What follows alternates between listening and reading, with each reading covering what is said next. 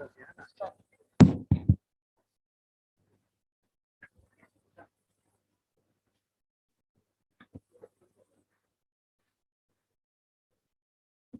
everyone, and a very good morning to all the dignitaries on the dais, off the dais, guests, participants, and presenters.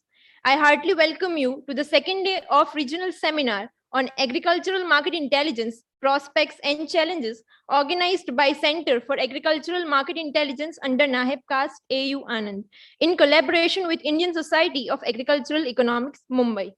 As we know that today is the technical session 4, and for that we have with us Chairman Dr. S.S. Kalamkar sir, Director AERC SPU Anand. He would be assisted with co-chairman Dr. Samit Datta, CCPI Naheb Cast, and our rapporteurs Dr. D.K. Parmar sir and Dr. Vijay Baldodia. Before proceeding ahead with the session, may I please request Dr. R.S. Pundit sir to felicitate our chairman with a bouquet.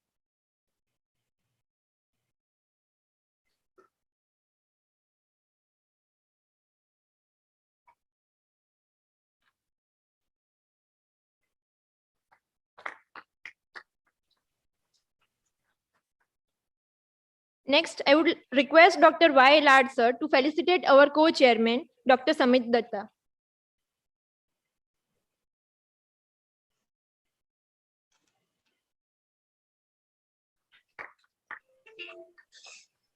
Next, I would request Dr. Shakti sir to felicitate our rapporteurs.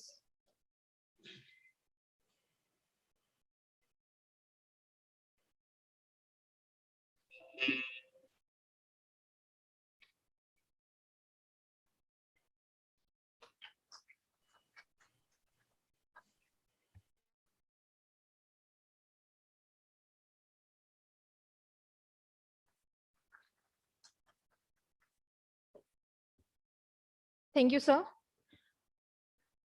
So today's technical session 4 is based on the theme of digital marketing and information system in agriculture. Before proceeding ahead, I would like to give a brief introduction of our today's chairman, Dr. S.S. Kalamkar sir. Sir is presently working as director and professor in Agroeconomic Research Center of the Ministry of Agriculture and Farmers Welfare, Government of India, located at Sardar Patel University, Vallabh Vidyanagar, Anand. Before joining AERC, he has worked with Gokhale Institute of Politics and Economics, Deemed University Pune, and ICAR National Bureau of Soil Survey and Land Use Planning, Nagpur. He has made important and useful contributions to the subject of agricultural economics. He has also published more than 106 research papers and articles in reputed journals. Sir has so far published 13 books, and besides, he has participated in more than 125 national conferences, workshops, and seminars. Dr. Kalamkar has completed about 58 research projects and studies, and mainly for the Ministry of Agriculture, Government of India, the Planning Commission, Government of Gujarat, and NABARD, NDDB, Anand. He is the recipient of Sardar Patel Research Award of 2017-18 and Shri Dadabhai Navrojji Prize. Also, he has to his credit SOED Best Paper Award. With this, I would request you to have a big round of applause for our chairman for the day.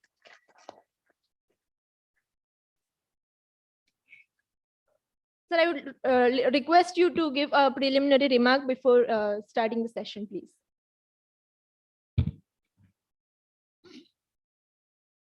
So good morning to everyone. Welcome you all to the technical session 4 of our regional seminar on agriculture market intelligence, prospect and challenges. At the outset, let me congratulate Dr. Pundi for organizing this seminar on a very timely manner. And thanks to Dr. K.B. Katharia, Honorable Vice Chancellor, for giving me this opportunity, and the whole team and all the participants over here.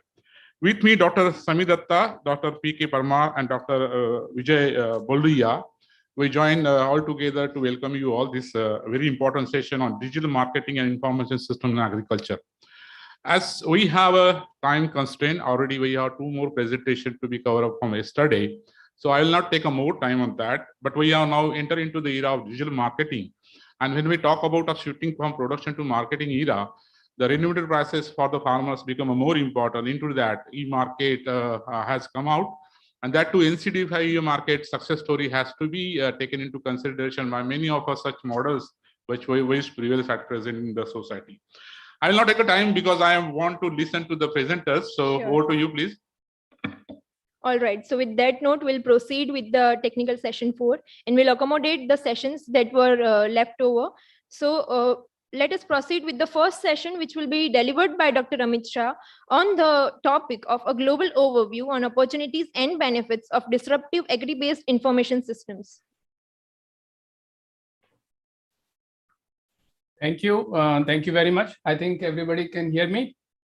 So I would like to share my screen. Is it visible? Yes, sir, it is visible. Okay. So good morning, everybody. I am Amit Saha, founder of Fox Global Research and Consultancy Center. So yesterday, actually, my session was for this trade, this global trade for yesterday, but somehow I find that my presentation is linking yesterday's trade with the information systems. So as you see, my topic is a global overview on opportunities and benefits of disruptive agro-based information systems for agro supply chain, with special reference I will give to the Western India. So as you know that agri-commodity exports is about 10% of total exports in India. And this 15th Finance Commission, they have submitted report last year that Indian agri exports has to increase up to 100 billion US dollars. Right now, it's around 40 billion US dollars.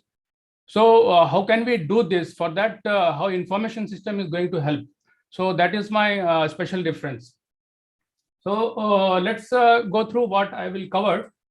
So as you can see here, that agriculture trade has been transforming.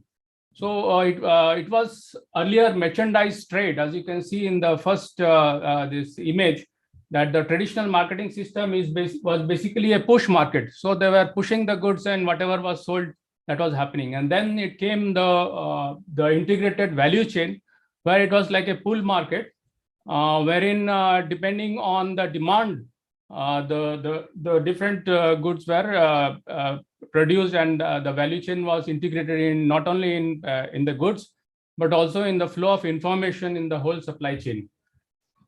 And now the next trend is the circular value chain, where we are looking at a system where the whole process is circular and the material can be reprocessed again. So it is a synchronized circular value chain system where the raw material supply is integrated through various channels. And we are not looking at national level, but at a global level, where this value chain is integrated through contracts, logistic contracts. And then you have product traceability, because that is important for global value chain. And then we have an overlay of digital cloud support system. So this is basically the next generation of value chain integration, where data is going to play a significant role. So in that direction, my presentation will look into how in India we can integrate this kind of system so that we are able to capture the export markets. So for that, I just took an example of a digital value chain support system in Australia, where you can see in this figure that the whole value chain is integrated using the linked value chain data.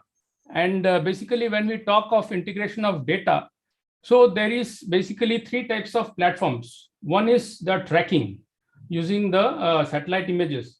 And then we have the prediction agriculture and analytics, so that we have using the AI system to make decisions. And then we have supply chain efficiencies. So all this together is making the value chain integration. So such kind of systems is now prevalent in the international arena. So we have to look into ways how we can develop our systems, because India, I think agriculture is in a very critical stage, and unless we are at par with how the global value chain is developing, and for this we have to think ahead. So in that direction, I'll just give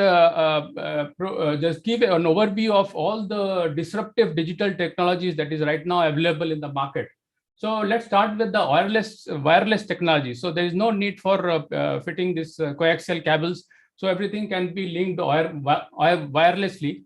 So that is one area. Then the second is GPS. As you know that this ISRO, I think you already have collaboration with ISRO for this agriculture mapping of all the at cadastral level, so that we are progressing in the right direction, and that we can integrate with the GIS maps. So maps up to the village level. So all the fields can be mapped using this spectral images, hyperspectral images, so that we exactly know for precision agriculture.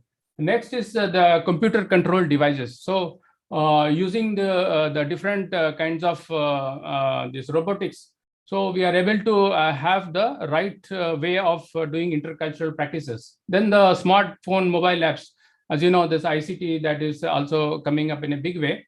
Then we have the RFID, the sensors that we are putting to identify the various assets. Then e-commerce applications. Then we have the digital IoT of things. So wherein for every operations we are able to identify and monitor. Then this telematics. So how we have the smart tractors. So wherein we can the tractor is speaking. So that means we able to predict like what will be the yield and get all the information, and then this automation. So all these factors together is making up the disruptive digital technology that has to be integrated into our value system. So just to give you an overview of the application of the disruptive agriculture systems. So we are able to have the first is the field monitoring using NDVI. So as you know, the NDVI is the normalized digital vegetative this index. So we can monitor the health of crops ahead and predict the yields, and also know how the what is the detection of pests, diseases, and other things also is possible through using this drone technology and using special cameras. We are able to also see the irrigation, weather, irrigation, and soil quality. That is also possible because of the use of the various sensors. Then coming to the very important is the data management. So we have a lot of data, big data, and all this data coming from satellite imagery, and how we can process this data and make it useful. Then this variable rate application. So depending on the exact need for the soil and for pest incidents and all, we can have specific inputs. Then the decision support system using AI that is there, the value chain tracking and traceability. So this is again coming up blockchain technologies and IoT. Then the demand-based controlled farm production. So this is again new area, like you can have specific varieties of crops developed. Let's say you have lettuce with less potassium that can also be produced under controlled conditions. So that is possible through this technology. And then also this achieving the Sustainable Development Goals 2030, wherein we have specific goals that can also be achieved through the focus interventions. So coming to just now coming to the practical application in Western India using the disruptive information systems in agriculture. So the first is the very prime example is how the Amul could reverse the impact of COVID. As you know that Amul, this network, this is a very good example for us, wherein about more than 3.6 million farmers are integrated through a very innovative network where 18,700 societies are pouring in milk every day, 5,000 milk tankers, 200 chilling stations, 10,000 distributors, and 1 million retailers. This is a wonderful network for us to evaluate at a national level. And this is a very good example where the value chain integration is there. But the next stage is circular value chain. So for that, we have to look into like various ways, and many startups are coming up who are dealing in this direction. I just give some examples that are there in India. And this is some example like cropping. This is a startup in Bangalore, which are promoting ready farming alternatives using a business intelligence platform. Then we have Intilo Labs. So they are using deep learning for picture diagnosis. So they have a very good mechanism of analyzing all the satellite images. Then Microsoft India, they are working for using a artificial intelligence based sowing app. Then this Gobasco, they are having artificial intelligence powered agri supply chain. Axtech Technologies, they also use this pictorial recognition of various images and making diagnosis. Jiva Bhumi, this is a startup which is AI-enabled marketplace using blockchain technology. Then Stellapse, they have very good herd management application so that you can manage the herd very efficiently for animal-wise tracking for various parameters. AgriCX Labs, so they are doing quality assessment using smartphones. Dr. Saha, you have yes. 2 minutes left to conclude. Yeah, I'm just concluding. Yeah. So then also now this drone technology has been opened up for India to use for agriculture. So Paras Aerospace, they have already ordered a lot of drones. So this also is coming up. So finally, to conclude, like we have the constraints for disruptive technologies. This approach is still very new. The costs are high and the benefits are not proven long term. We need widespread collaboration and consensus across global value chain and high development costs. Let's say if you want to do all this imaging at village level, so this is very high cost. So this has to be taken care. And then because of digital technology susceptible to hacking and implementation of data privacy and usage rights. So these are the constraints. But if you take care of these things in the future, in the long run, I think disruptive technologies will help a long way for us to be self-sufficient for Atmanirbhar Bharat. Thank you. Thank you, Dr. Shah. It was nice to see how the opportunities are there to be adopted in the Indian context. We have implementation from various aspects. Look forward to how new things to be adapted. Will you pick any correction or clarification? I'm unable to hear if.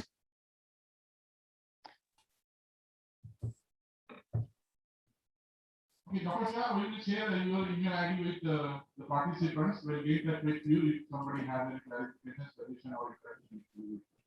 Thank you very much. I'm sorry, your voice is not. I'm not able to hear. Sir, it is being said that if we'll have any questions or any queries or comments, it will be inboxed into your mail. So we'll move forward to the next presentation, which is on the topic of digital marketing and information systems in agriculture, a case study of Maharashtra. Serial number 2, and it will be presented by Dr. Athula Ginige. Okay, thank you. Thank you. Can you see my screen and am I audible? Yes, sir. Good morning, everyone. And this is Athula Ginige. I'm Professor of Information Technology at Western Sydney University, Australia.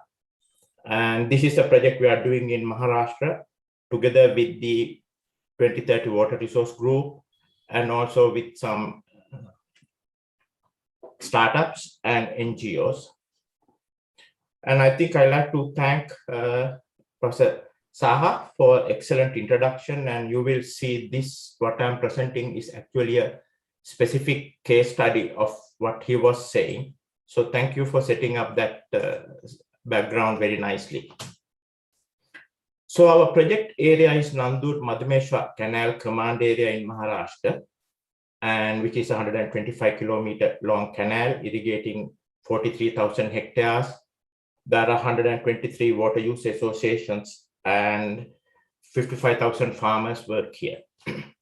The aim of the project is to enhance the on-farm water efficiency and increase the market linkages. So our project objectives can be divided into two parts. First is the intervention, where we looked at to enhance the water distribution, enhance yield, market linkages, and also reduce the logistics and transaction costs as mentioned in the previous presentation. But our second objective is also very important because there are many projects that get happened, and once the project funding runs out, everything gets lost. So the second part is sustaining the innovation, and the key concept here is value co-creation. Can we all, together with farmers, create new value and then make it use part of that to make the project sustainable going forward? So let me first explain the intervention. And as mentioned earlier, we are using a technology platform. Now, Vidya is a startup formed by the university to take the research, years of research to create an impact. And the technology platform is created by them. And we work with the local universities, research institutions, extension officers to capture the knowledge agronomy knowledge, and we convert that into what we call actionable agri-food information, which I will explain in another slide. That we give it to the farmers through a mobile app, which is Kisan Samruddhi, developed specifically for this project.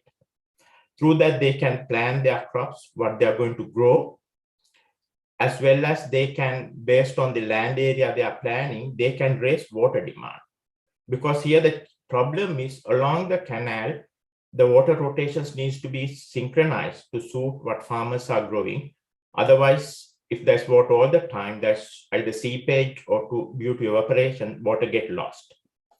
So here we can actually work out the water demand and we aggregate for this whole area and we pass that into Water Resource Department of the Maharashtra government.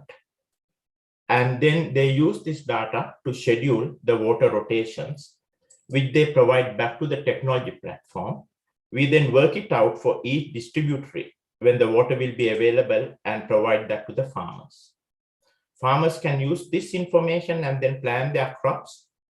And once they finalize their crops, they are going to plan, we can aggregate using the package of practice information we have digitized earlier, what the agri inputs required and aggregate that. And we are creating an agri input supplier market where it's an aggregated market and working with logistics suppliers to bring that inputs in a timely manner to the farmers. Next, we also can, while the farmers are planting and growing, we can predict the harvest as mentioned earlier and make that available to potential harvest buyers. But again, this is aggregated market, not one-on-one. And therefore we can get quality buyers and we provide that information and the market details again to a logistic provider who will take care of the logistics. So this whole project is coordinated by the 2030 Water Resource Group, which is hosted by World Bank Group. We are also working closely with the Maharashtra Government Water Resource Department and a local NGO, Yuvamitra, are looking after taking this technology to the farmers. And two local startups, Ekatvam Innovations and Vestago, have joined us to coordinate and enhance the logistics and water supply. So this is the intervention that we have designed. So you can see, getting all the local people connected to the technology, we are creating a local digital agri-food ecosystem. And the second thing is, how do we create new value? And here's a very simple calculation just to show the potential. Due to the effective knowledge that we give in crop selection and also in planting, and also being able to provide inputs and water in a timely manner, we are aiming to achieve a higher yield.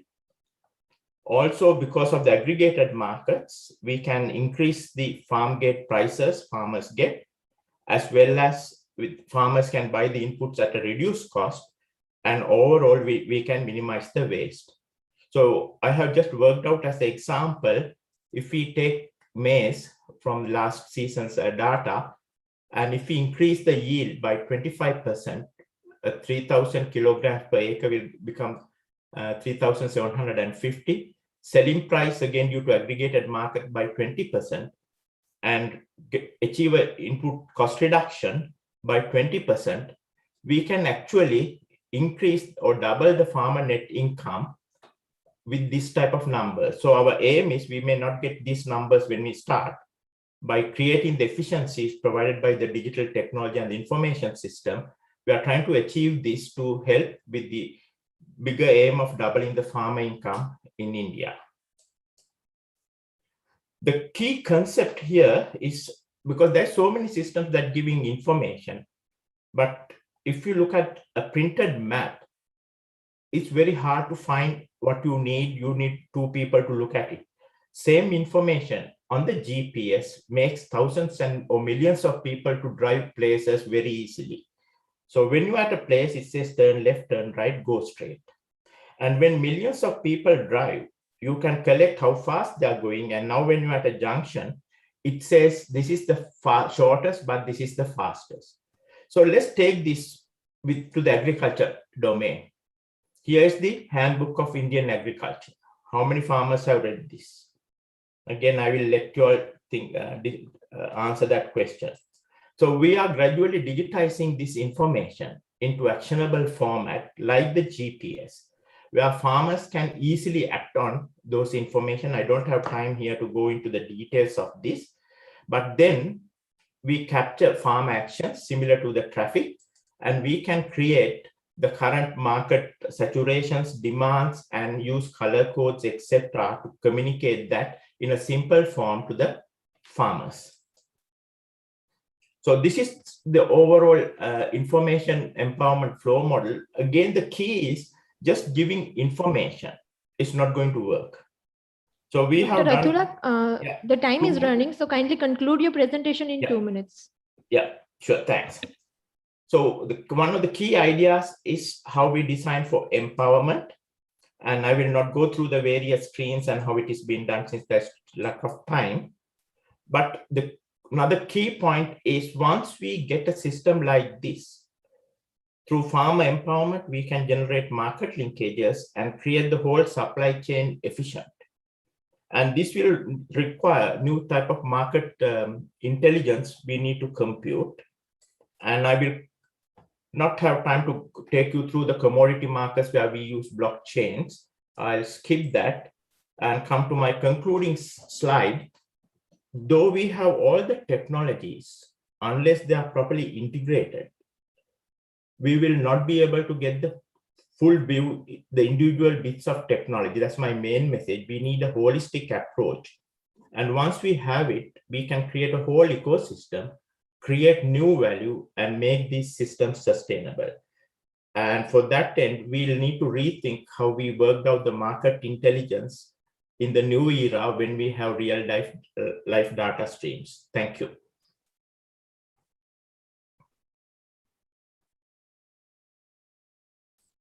Thank you, Dr.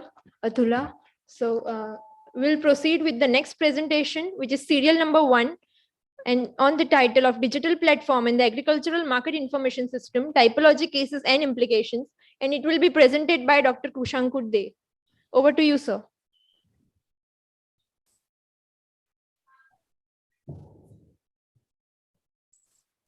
Visible? Yeah, thank you. Yes, sir, it is visible. Yeah, thank you, the organizers of the conference, especially Anand Agriculture University and Indian Society of Agricultural Economics, for inviting me to contribute a paper. So I and one of our doctoral scholars in agribusiness management area, Mr. Neeraj Singh, we prepared the manuscript because currently Neeraj is working in platform business models for agri input marketing. So we thought that this could be an appropriate contribution and very interesting work to present in this conference, well, to the august audience.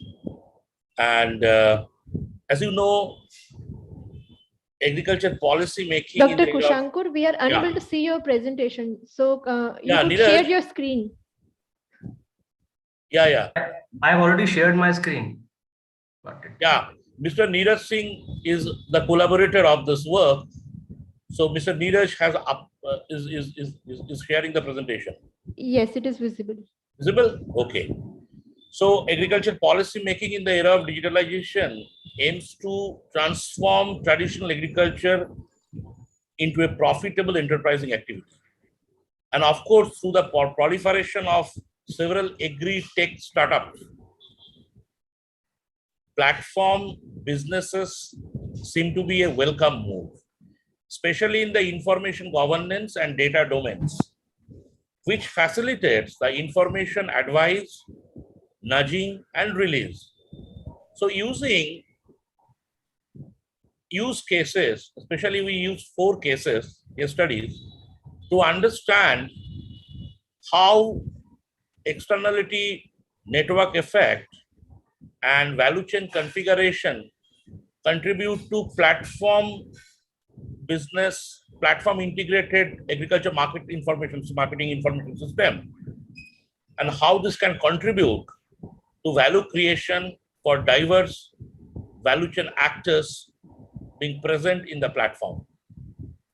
So I request Neeraj to go through the presentation. Thank you, sir. Am I audible? And probably after presentation, we can have a few questions which can help us to improve the manuscript. Yeah. Yes, sir, Am you're I- audible. Okay. So we can describe agricultural market information system, or AMIS, that they involves periodic collection of information on important farming variables like prices, quantity of supply of standard agricultural commodity, and in certain cases also specialized agricultural commodity across different points in the value chain network, followed by data validation, standardization, analysis, and occasionally also the predictive analytics, followed by information packaging and dissemination. If we look at the if we look at that evolution of the AMIS, so we have the initially we had the static one-way AMIS, which evolved into the dynamic and interactive AMIS. Now most of the AMIS that we have are basically integrated with the market intelligence system, and few of them have also evolved into platform integrated AMIS. If we look at the overall, we can club them into two groups: standalone AMIS and the platform integrated AMIS. Some of the key feature of the most common AMIS system are that most of them are project funded, or they are promoted by the government body, government institution, cooperatives. A few of them have also been promoted by the private entities. However, they are mostly economically unsustainable, not viable, due to limited means of generating revenue. And one of the problems that these AMIs also face is the principal agent problem. And that's because of the project nature, because the project funded nature of the AMIs, they are mostly have a short lifespan and have limited adoption by the value chain actors. So if we look at the static one-way AMIS, so the information is provided on predefined attribute, and which are decided by the AMIS, which is AMIS promoting agency, and there's limited or no personalization of information, and the user participation and information exchange is very minimal because they provide blanket solution to all value chain actors. And the information is also not frequently updated, and there's a very limited analysis of data and poor information packaging and delivery. These are some examples. So, excuse me. Then we have dynamic and interactive AMIS, where the two-way interaction between the value chain actor and the AMIS that can happen. The information is frequently updated and appropriately packaged. The information in certain cases can also be available, can also be made available real time. There is a limited or no personalization of information still. And there's generally no partnering entities, and these are basically standalone AMIs like AmKisan, AgMarkNet.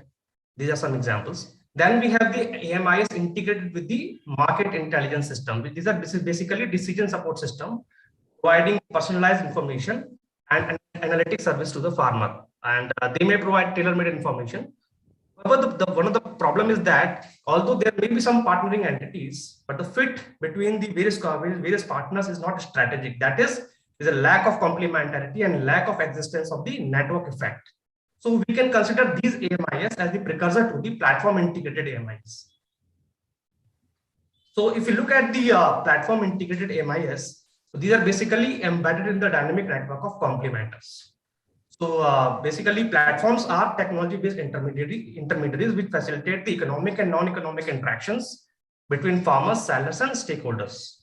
So if we look at the complementers, these complementers can be the AMIS module itself, the technology developers, farmer cooperative societies and FPOs, regulatory bodies or government institutions, financial institutions, local micro entrepreneurs, agricultural universities, and farm produce buyers. If we look at a very simplified schematics, we can see that in platform integrated AMIS essentially has complementarity. So the AMIS can be the anchoring module which interacts with the farmers and other value chain actors, and then we can have certain number of complementers, complementer 1, complementer 2, as we have discussed earlier. But one of the key features is the existence of complementarity. And then we have a very well-established network effect. Network effect means the number. It actually, if the number and quality of the complementer increase in a particular platform, then the new users are attracted to onboard. So it can be because it can be because of the value attached by one group of complementer on the other groups. So it can be direct effect, it can be indirect effect. So if same type of complementers are onboarding on the platform, then we have a direct network effect. If different kind of complementers are actually onboarding the platform, then it leads to indirect network effect. And these two actually, if the fit is strategic in a AMIS, then we will have both complementarity as well as the existence of network effect. So if we look at the overall Dr. Neeraj, kindly conclude in 2 minutes. So we have actually, if you look at the overall design, we will have the design will be modular. AMIS module will act as an anchoring module, and there will be a dynamic interaction between the actors and a phygital presence. So if you look at the value architecture, the platform can allow for discovery, matching, transaction, or evaluation.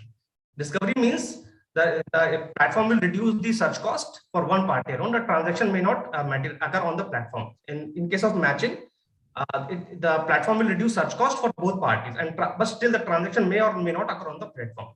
The transaction value refers to the transaction always occurs on the platform only. And then the evaluation. The platform provides a mechanism for evaluation and feedback. So we have used actually a multiple case study methodology. We look at four cases across several dimensions like DeHaat, AgroStar, Coffee Board of India, and Plantix. I will individually go through these cases. So DeHaat is basically a privately owned platform integrated AMIS, provides functionalities like AI, cloud computing, machine learning, GIS.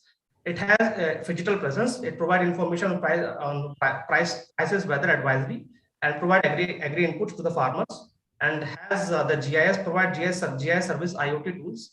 And the information available is on multiple attributes like commodity prices, agri input prices.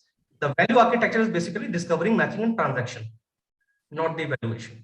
So if you look at the AgroStar model is different from the DeHaat model because it does not have phygital presence.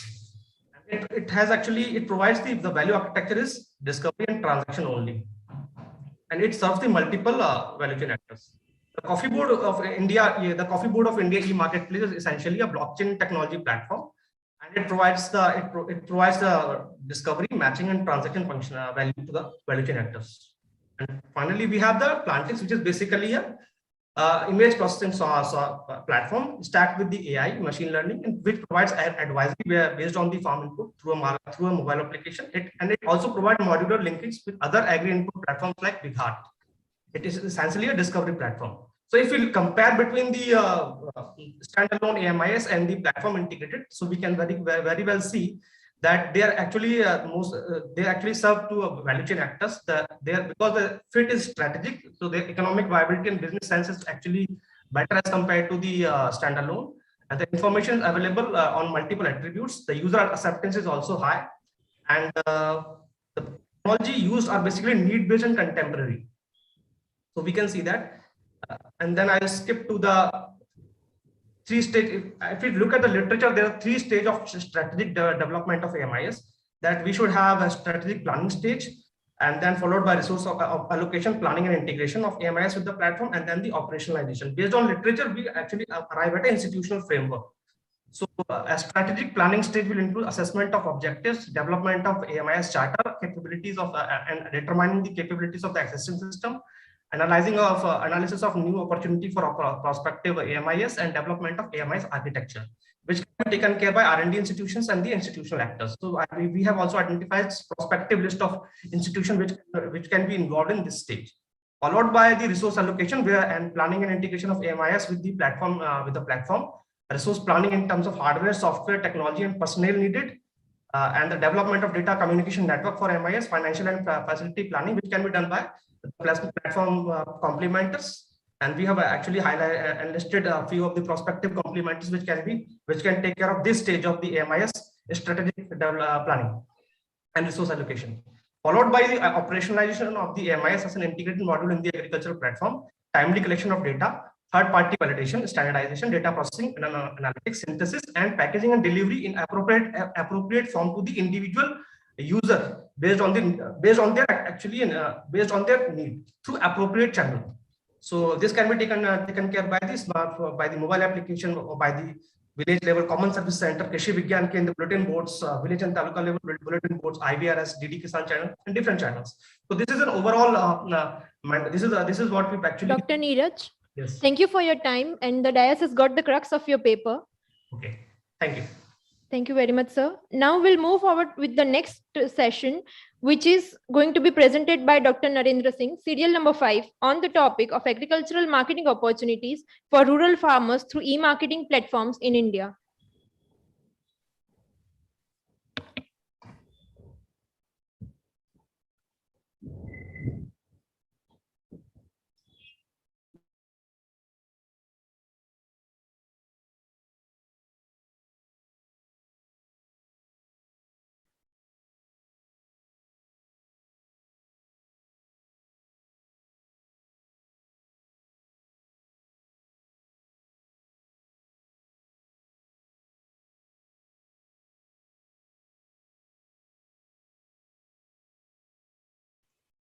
This is visible.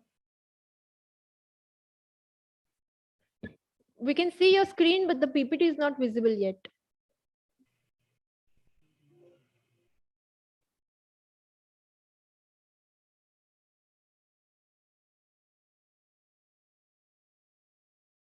Now visible. Yes, it is visible now.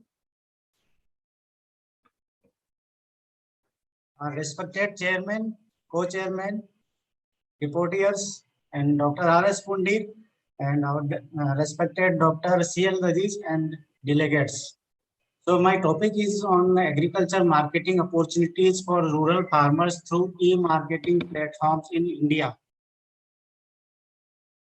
So this is the background of the study. E-marketing for agriculture produce provides a unique platform for the farmers to understand the need of the customers and make the customers free from the time and the place. It also reduces the cost by omitting unnecessary transaction costs. The government and many companies are investing in the agriculture marketing solution for the welfare of the farmers. This is the importance of the study.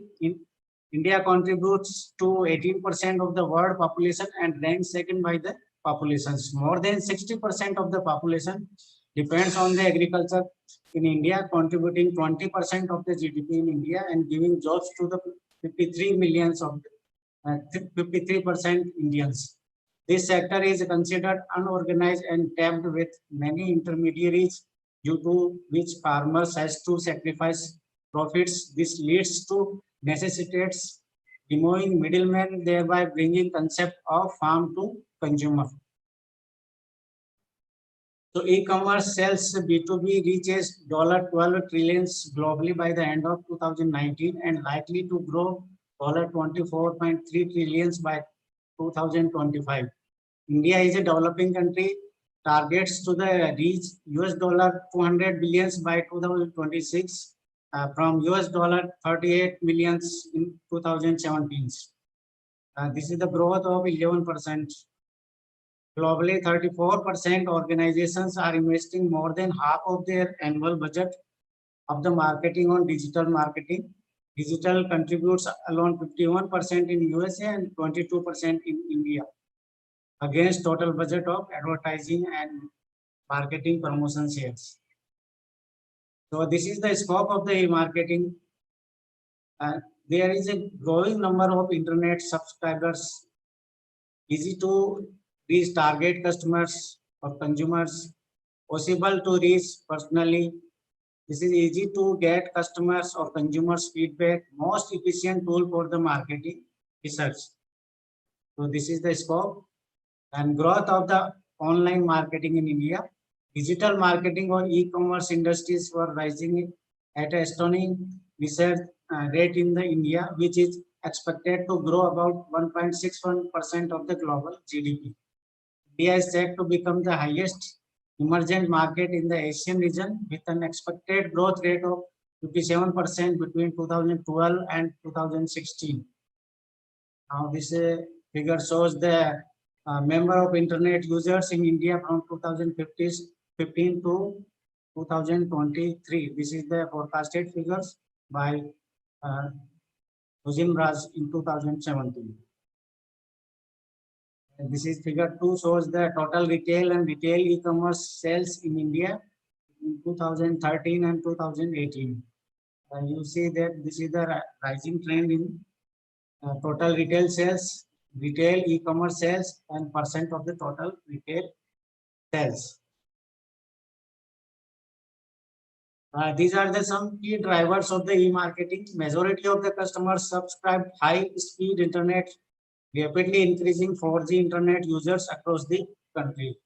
There is a growth of the smartphone users in India, which is increasing day by day. Rising in the employment levels and standard of living results in the online purchases of the commodities. Online marketing provides wider range of the products. So e-marketing provides competitive prices compared to the offline sellers. Buying and selling second-hand goods were also increasing in India.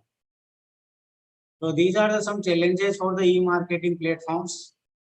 Illiteracy rate in India is barrier to the growth of the e-marketing, and the computer education is also a major challenge in India. Lack of vocational education centers and training of the e-marketing limits the growth of the online tradings. Training in the English and other languages to the market online in the global market is necessity. Communication skills of the salesman is not up to the mark. So these are the challenges. And there is a calamitous need for the law and special jurisdictions to address high level of the fraud in the product quality, sales, and actually delivery and use of the credit and debit cards. Various users still don't trust on the online trading methods of paying. Software programs need to be developed which prevent hacking, phishing, and misuse of the credit or debit cards. There is a risk of hacked sites operation in the markets. So there is a lack of law and software security system to avoid the hacking of these websites. So there are some national electronic trading platforms which are working in India. ENAM is already discussed by many of the people in this seminar. So I will not go in the detail of the ENAM. So this is about the ENAM. So ENAM linkages to APMC about 1,000 markets in 18 states and 3 UTs are linked with the ENAM. So these are the stakeholders' position of the ENAM up to September 2021.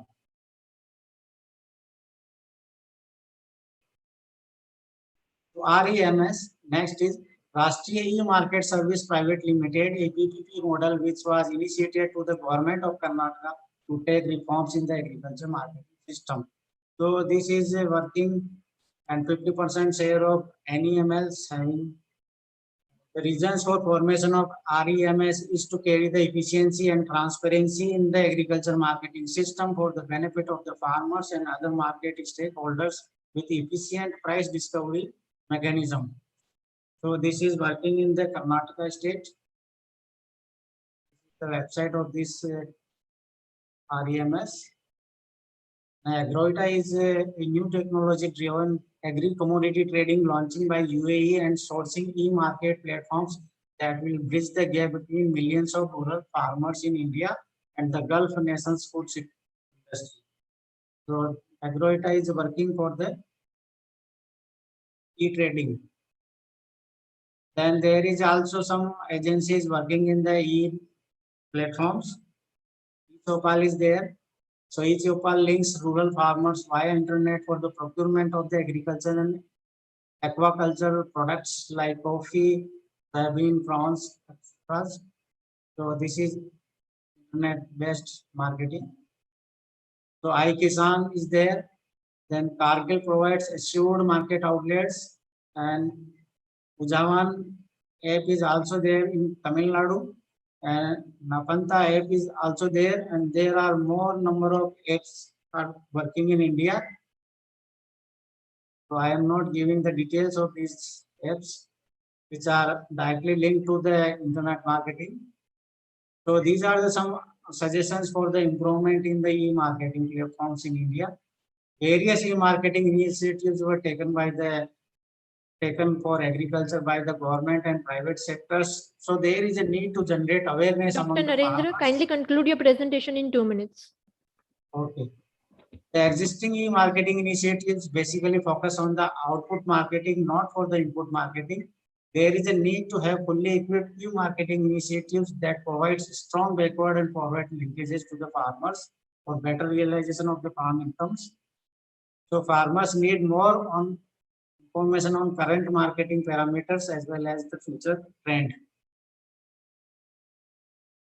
Conclusion: e-marketing for the agriculture provides a unique platform for the farmers to understand the need to their customers and make the customers free from the time and place. It is also reduced by the omitting unnecessary transaction costs.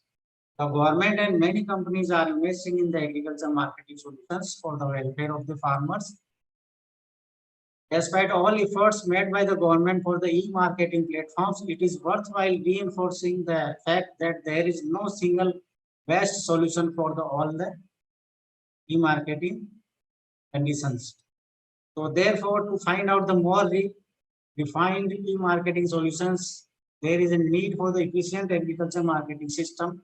To encourage e-marketing agribusiness entrepreneurship, government should emphasize to create a pool of online digital skilled employees who will disseminate the market information to the farmers at the right time. E-marketing of agriculture marketing will play a vital role in the years to come in doubling the farmers' income. Thank you.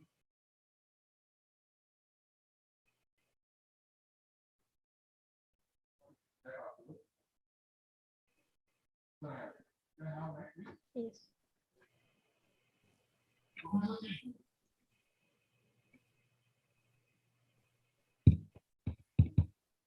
Thank you very much, Dr. Sen.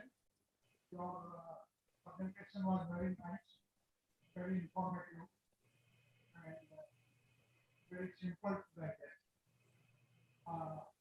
But I have a very small question.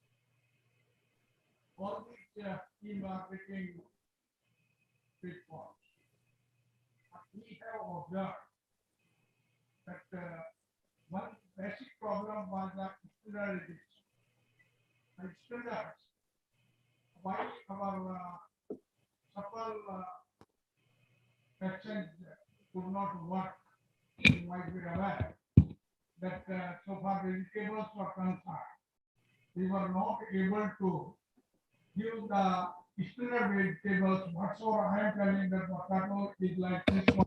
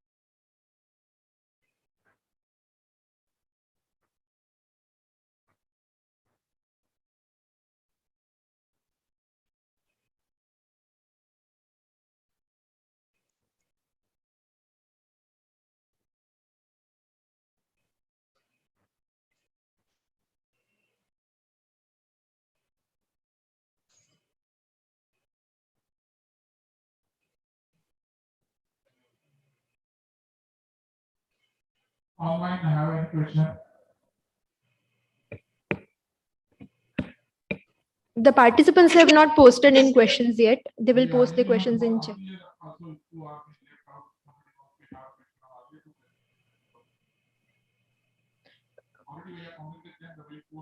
Yes, we have communicated it beforehand. Yes. Participants, the chairman would like to ask if you have any questions. We'll proceed with the next. Okay. Thank you, Dr. Narendra. Next presenter is serial number 6, Dr. Baljit Singh. He would present on the topic of use of mobile phones in agricultural market intelligence. Over to you, sir.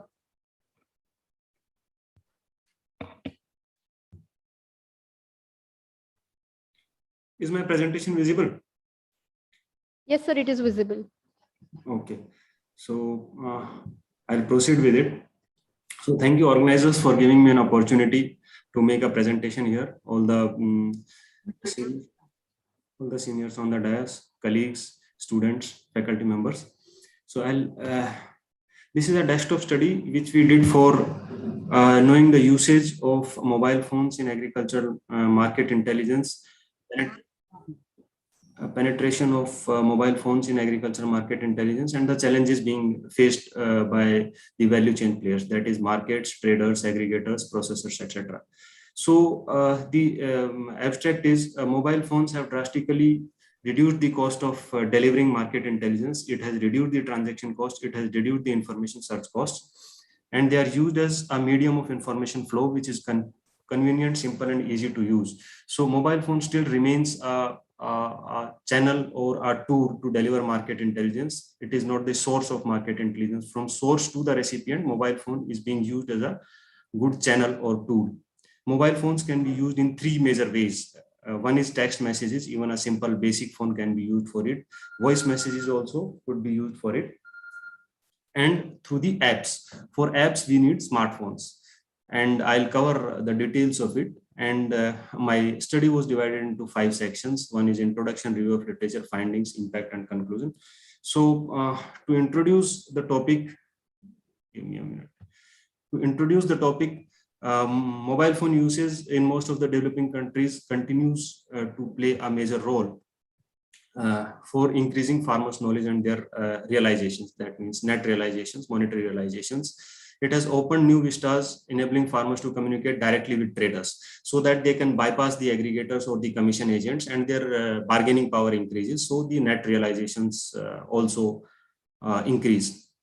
Now, it has also improved the decision-making ability of the farmers. Now, some of us may know when mobile phones were not there was information asymmetry. Farmer was being provided with false information. Farmer was being provided with false information, conflicting information, and he was not able to take an informed decision. And that way his realizations were lower. But it also needs the information to be transmitted in a formulated, customized manner, and it needs an infrastructure, it needs an agency to transmit the data. So these are some of the limitations also. Now, this point I have already covered. Now, challenges are top-ups, recharging, and network availability, availability of electricity in many of the rural areas. Now, I'll not go to the review of literature. There was an extensive review of literature, which I have done. So I'll not cover each of these, but the key review of literature has been shown here. Experiences from India, Southeast Asia, even Africa have been covered here.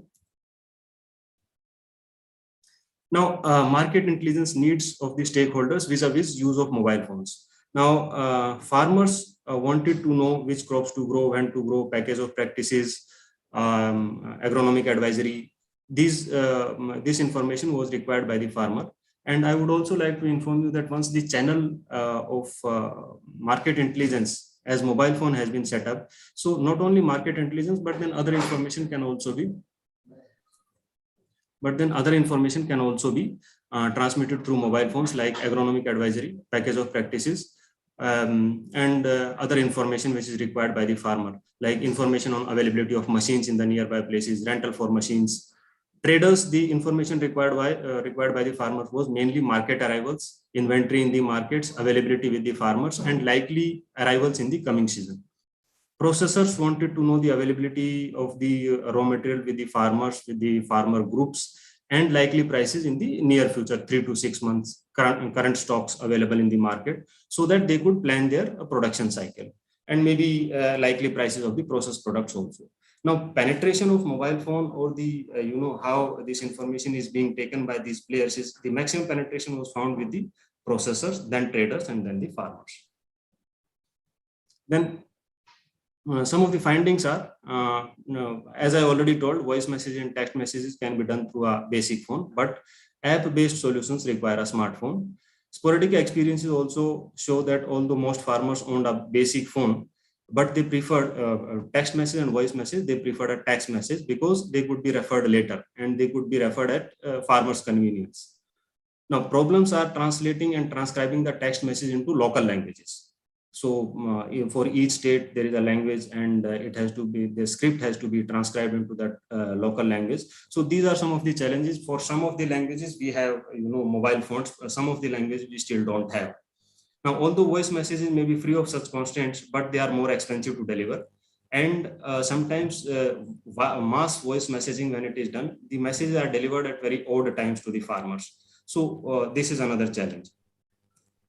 Now, I would also like to introduce to the House the push and pull approach of market intelligence being delivered through mobile phones. Push approach is basically mass delivery of more or less uniform messages without being customization. While in the pull approach, the farmer can pose queries to the information provider or the experts, and they can reply to their queries in a customized manner. So that is more beneficial. But however, pull approach is also more expensive. Pull approach can also be later used for making a robust database, which can be used in trend analysis studies and for customized learning. Now, impact of mobile phones on agri-market intelligence. So among the modern ICT channels and tools, mobile phones have been the most recent ones and far and widely accepted among the farmers and other value chain players. So one of the key impacts is better access to information on quality information on markets and prices, availability of right and timely price information, improving the bargaining power of the farmers, and drastic reduction in information search and transaction costs. Now, this is a study done by Mittal and Meher in CIMIT. I have reproduced here. Now, you can see as the land holding size increases, the percentage of farmers using mobile phones also increases in column 2. As the land holding size increases, the connectivity to the market also increases. It increases from 72 to 95. There is a clear trend, and getting market prices, that is better realizations to the farmers, also increases as the land holding size increases. So this is my presentation. I am open to questions as decided by the organizers.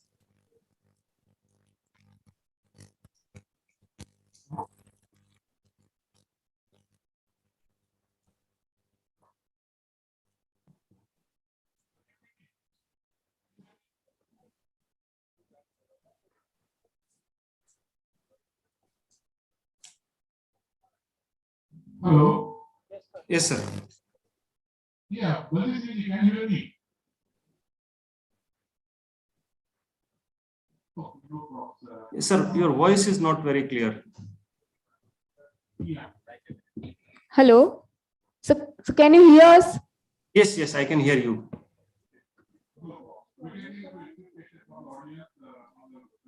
Maybe audience can pose their questions in the chat box and then I can reply. So if anyone have a question or query, they can ask. Anyone from the audience? I have only one. The CMAT 2011 data talks about the use of the mobile phone by the farmers. I think there is to be again a resurvey of that data set, because there is going to be a huge change in the last almost 1 decade now. So I feel the percentage may go to 99% plus in terms of the use of the mobile by the farmers or the rural personals. Yeah. Anchor, can you repeat the question? Because this is, the voice is not very clear.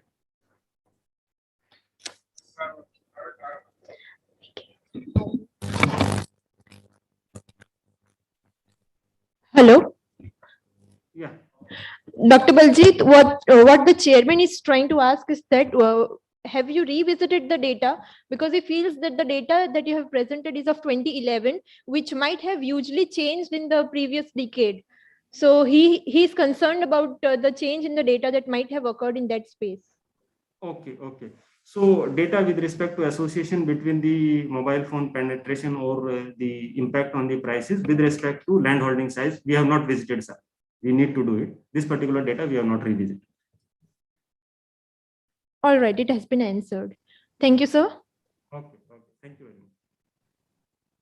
Thank you. Thank you very much. Our next presenters are Satish Kumar and his team, and their topic will be digital marketing, a game-changing platform for Indian agribusiness sectors.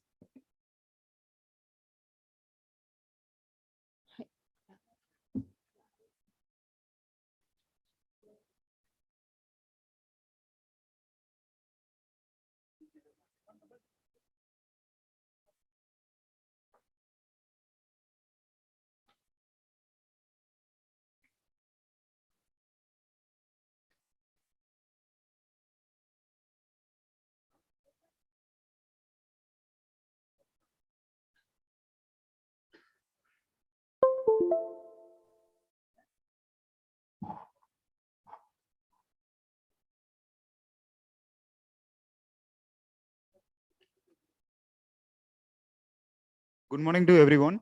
I am going to give a presentation on digital marketing, a game-changing platform for Indian agribusiness sector.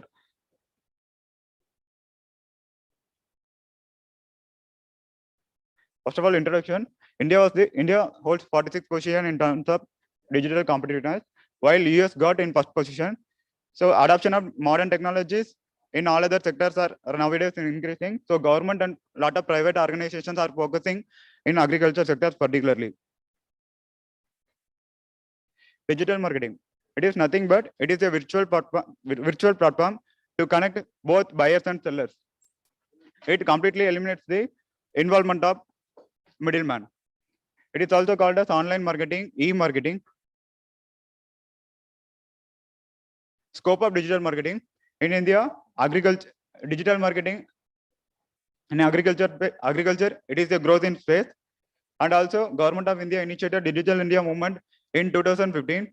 And we have largest internet users next to the China, and 70% of the internet used for e-commerce in last year. These are some types of digital marketing like content marketing, social marketing, pay-per-click, viral marketing, mobile marketing, and radio and TV ads. Social media marketing are playing major roles nowadays. Here I have included some successful startups in agribusiness sector which are using digital marketing very effectively. First one is KT Gadi. It is started in 2016. It is the platform provides the information about the price of the tractors and farm equipment to the farmers. And also they are providing the farm equipment and implements based on rent basis. They have their own website and mobile application. It supports 3 languages, and it has a vast network of 30 lakh registered farmers and 8 reputed tractor brands.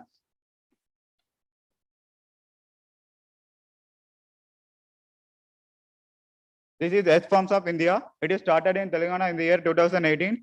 It is the platform provide the information and provide the opportunity to buy and sell of agriculture lands. They are classifying the lands into 4 types. First one is agriculture land and estate land, eco farms and collective farmland. They are selling the lands on fractional basis, which will help to marginal and small farmers to buy the agriculture land. They are charging 0.5% as a transaction charge. Bombay Hemp Company. It is started at Mumbai in the year 2013. This company promotes the cultivation of hemp by providing good quality of seeds, and also they are doing a lot of activities like trading, creating market, wholesaling, innovation, harvesting, and etc. The annual revenue of the company is 1 to 3 crore per annum.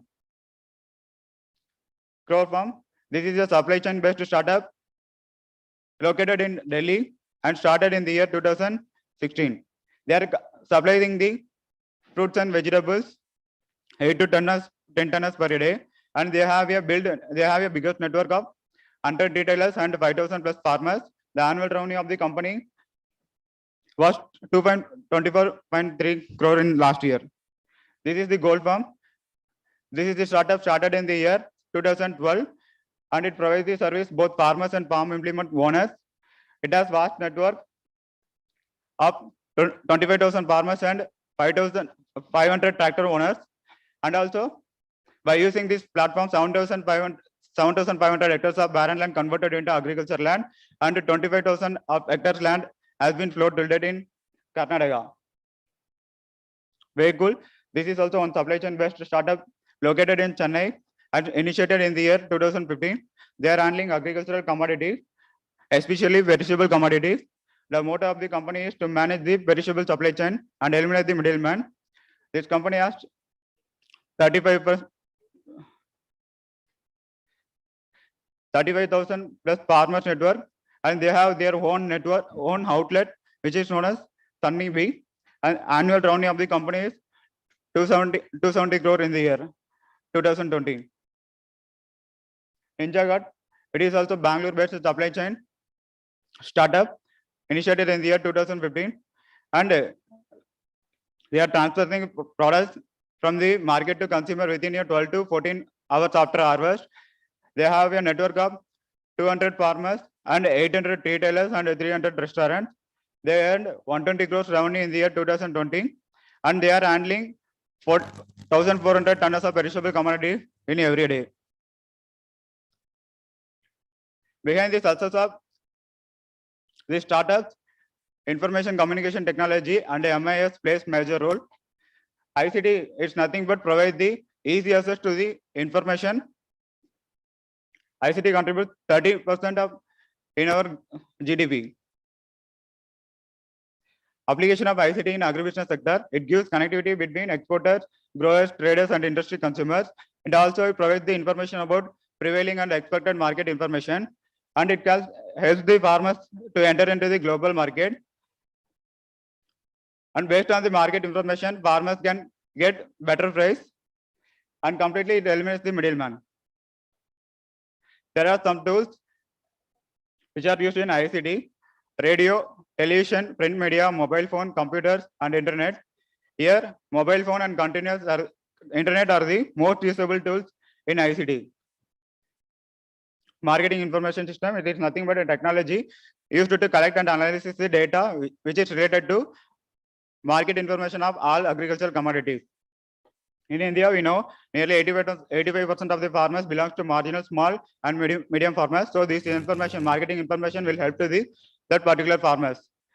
And also, marketing information provides the information regarding quantity, quality, and packaging and safety standards of agricultural commodities.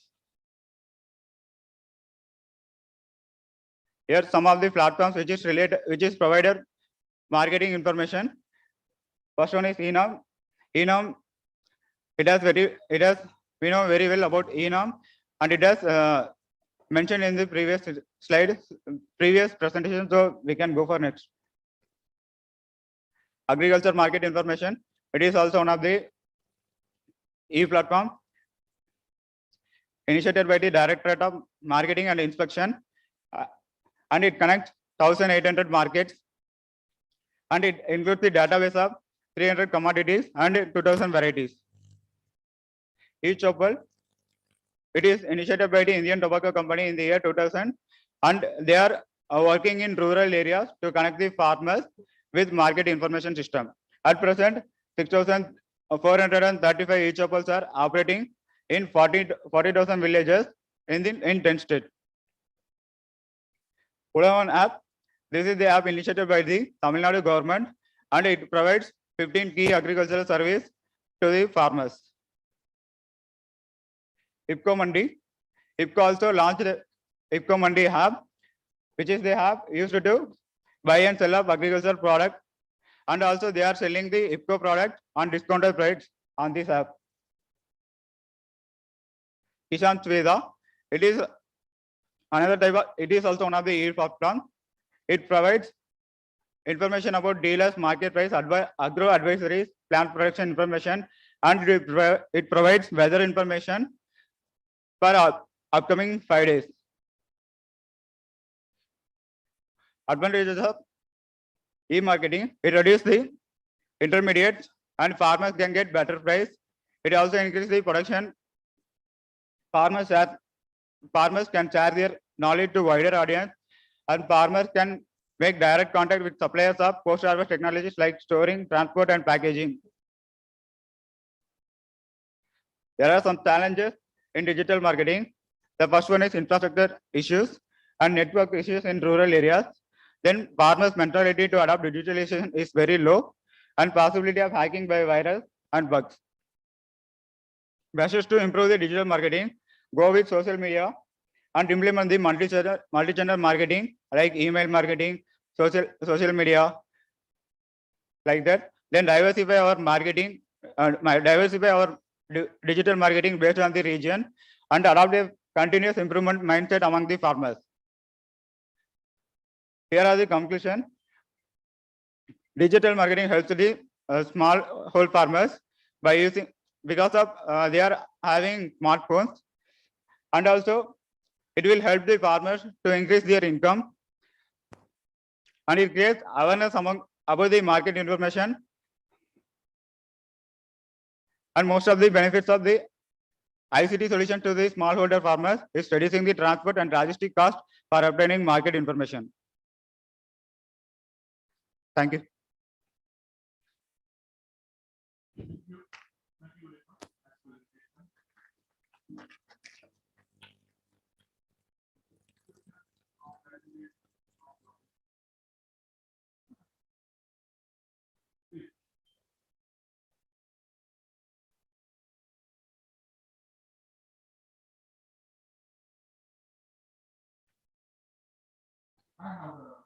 Okay.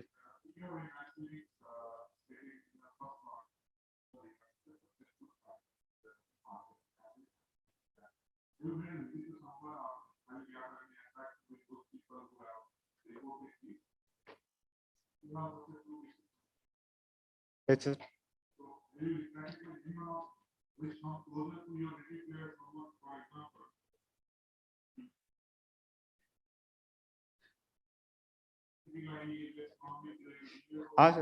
sir, NinjaGuard is doing what they are doing. They are having a collection unit near the farmers' villages, and also they are weighing the product before after harvest. After that, they are going to do quality parameter check. Based on quality parameter check, they allocated price for the farmers. After that, immediately they transfer the amount to the farmers directly. So compare than others, NinjaGuard farmers getting 60% of extra income. And also Crow Farm, they are also doing same like that. So it ultimately gives the benefit to the farmers, and it increase the it provides the opportunity to develop the agribusiness sector in India.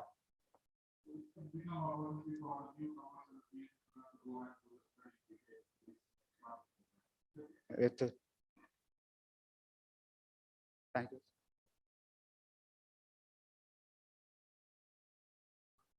Thank you. Our next presenters are R.S. Pundir and team. The topic will be digitalization of agriculture in India, recent development, scope, and challenges.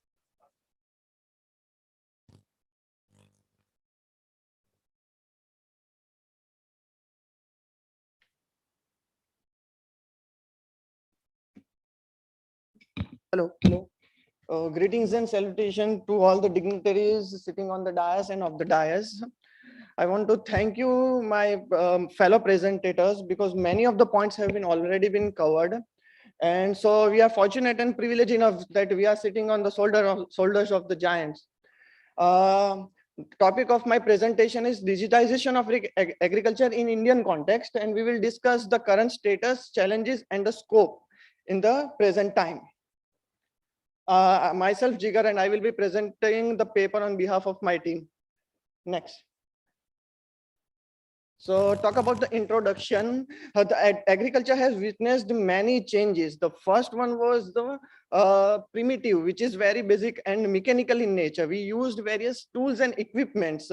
The second change was traditional, in which we come up with the chemical and the genetic solution. Chemical in terms of pesticides and fertilizer, and genetic in terms of we come up with the hybrid seeds.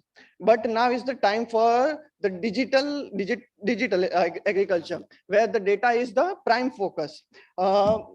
When we look through the literature, and it's a summary paper, so we have gone through the literature and try to come up with the definition from the literature. So there are many definitions, and we come up with this, that it is an integrated system which includes the data collection, transmission, process, and digital control of the machinery to realize the digitization, networking, and automatic operation of almost all the agriculture activities, which includes all the software solution and the hardware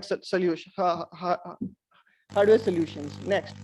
Now let's go take the presentation to the framework of the digital agriculture. The larger picture is this, that there are 5 major components.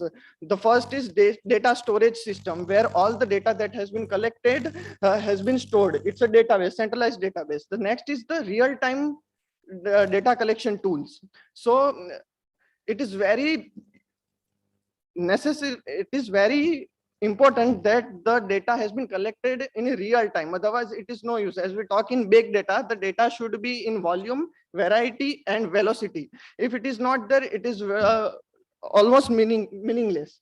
The third is the central processing based system where whatever the data we have collected or the real time or the from the past, the data has been processed and converted into the various commands and algorithms. So farmers can take the decision and the information can be made in the useful ways. And the fourth is digital network system. Whatever the command and algorithms we have come up with the processing system, now it's time to disseminate. So through applications, we can give those solution and commands to the farmers or the machine operators. And the last is automated machines and unmanned machines. These are the hardware solutions. So the whole digital agriculture has been classified into these 5 major components. Next. Now, looking to the current development, the government is trying to develop this agri-stack, in which it is in initial phase, but in which it has started doing MOUs with various international and national institutions. Government is doing MOU with the Microsoft, Star AgriBazaar, Patanjali Organic Institute, Research Institute, Amazon Internet Service, and ESRI India. In the case of MOU with the Microsoft Corporation, they are trying to come up with the unified farmer service interface. In the case of Star AgriBazaar, they are doing the land profiling and crop estimating using the remote sensing. It is just in a pilot state, so selected districts are only been considered. In Star AgriBazaar, they are also developing this advisory platform.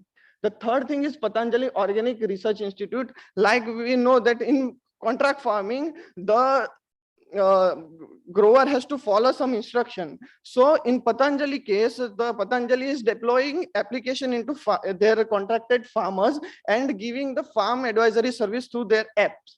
The second is Amazon Internet Services. They are providing the cloud service, and other platforms will be built on these cloud services. So they are developing this ecosystem. The last one is ESRI. They are doing the National Agriculture Geo Hub, which will provide GIS tools and the technologies in the selected areas. Next.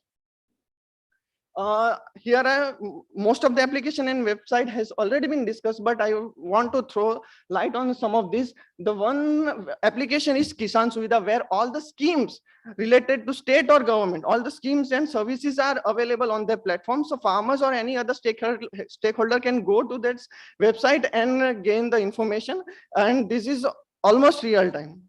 The second is agri-market. This is very fascinating. Because if you turn on your location, this application will give you the market price of the nearby 50-kilometer APMCs. The third is the Egg Web, where they host the radio shows and agri talks and market agri talk and market rally. They also provide the market price codes. The third is Mandi Trade. They provide the social network from all the agriculture stakeholders. So traders, input dealers, farmers, and APMC members can go to this platform and share their information. This is the social media for the agriculture. And the eMandi app, apart from selling and buying activity, they are also facilitating which transportation facility is good for the farmers. So it is like we can say Ola or the Uber for the farmers. The third is IFFCO iMandi app. They are providing their one-stop solution for the farmers. So farmer can get all the solution, either it's the information input or the funds. They can get all the inputs from one stop. Next. I would also like to discuss, can you go to the previous one? Discuss here that at our center, Nahebcast, we are also developing one application with our IT team with the help of, under the guidance of Western Sydney University, where we are digitizing the POPs and giving this knowledge, digitized knowledge to the farmers so they can make an informed decision while growing. The next. These all platforms has been discussed. I have attached here the Enam, where the information part is already been digitized, and the physical, you can see the flow of physical good and the information flow. EggMagnet you can use for the information related to prices and arrivals, and commodity profiles are also available in the website. And eChopal is very widely discussed and very well reported platform. Next. When we talk about the scope of the agriculture, there are application-based solutions like smart crop monitoring. You can deploy a sensor to your field, and the real-time data will come to your mobile application, and you can make an informed decision on the basis of real-time data. The smart building and equipment management, it's about a smart storage houses. So storage houses got the sensors, and the sensors will automatically modify the condition with respect to the commodity. So if some commodity requires a particular temperature, then the storage house itself will get modified with the use of sensors. Drone farming, you can spray large number of land and survey your land. The third is autonomous farm machinery, unmanned machinery. The satellite-based activities, with the use of satellite imagery, you can make a better decision. There are startups like SatSure, who is doing a very good job in this field. It's an Indian startup, and they are deploying their own satellite. ISRO is also doing great work in this field, and we are partnered. Our center is partnered with ISRO, and they are also doing. They are also coming up with a hybrid model for the price forecasting. That is the hybrid model. And for soil health also, we can use sensor and mobile applications. So if soil is lacking particular nutrient, or then in that case, in real-time basis, we can take a necessary measures. Next. So these are the broad challenges, not the specific one. And the broad challenges are, the learning curve is very steep. It will take time, as we all know. That sir has also mentioned that the most of the farm platforms are 10 years old, 5 years old, but they are not performing as per their expectation. So it will take time. The learning curve is very long. Issues in connectivity, it requires a very good amount of continuous connectivity in terms of internet, and in rural area the connectivity is moderately low or very poor. The lack of scalability, these all solutions that I have mentioned in earlier slides require scales. Apart from mobile application, all require scales, and we know that the Indian farmers land holding size is very low. So for that reason, the lack of scalability and the configuration problem is there. Energy depletion. You are reading newspaper, and nowadays we are going through the energy crisis. So just imagine that all the farms require such a large amount of energy, and such disruption happen, then the whole system will collapse.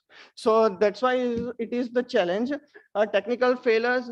Now we are owning a device which we cannot understand, like a mobile phone. We are owning that, but we don't understand how it operates. So just imagine if you are a farmer and you are owning a device and that you can't even understand, and you can't, in case of some problem, you can't fix it nearby. You have to go to the service provider.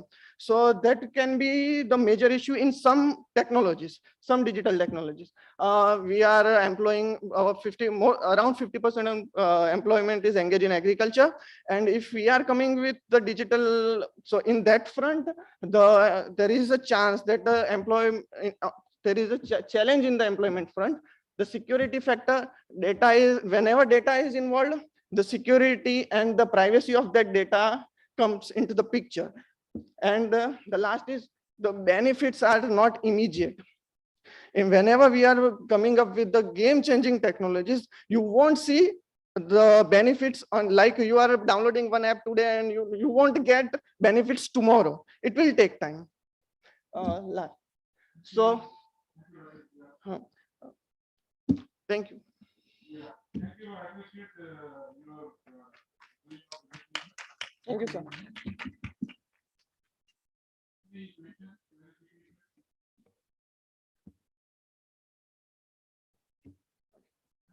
Thank you, sir.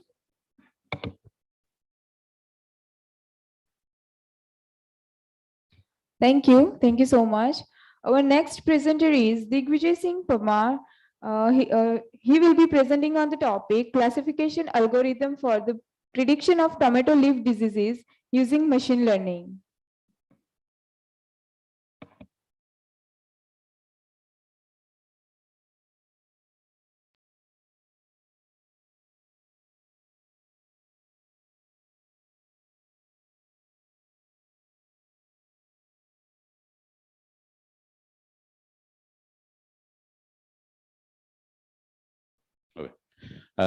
Respected chairman, co-chairman, dignitaries of the dais, dear students and audience.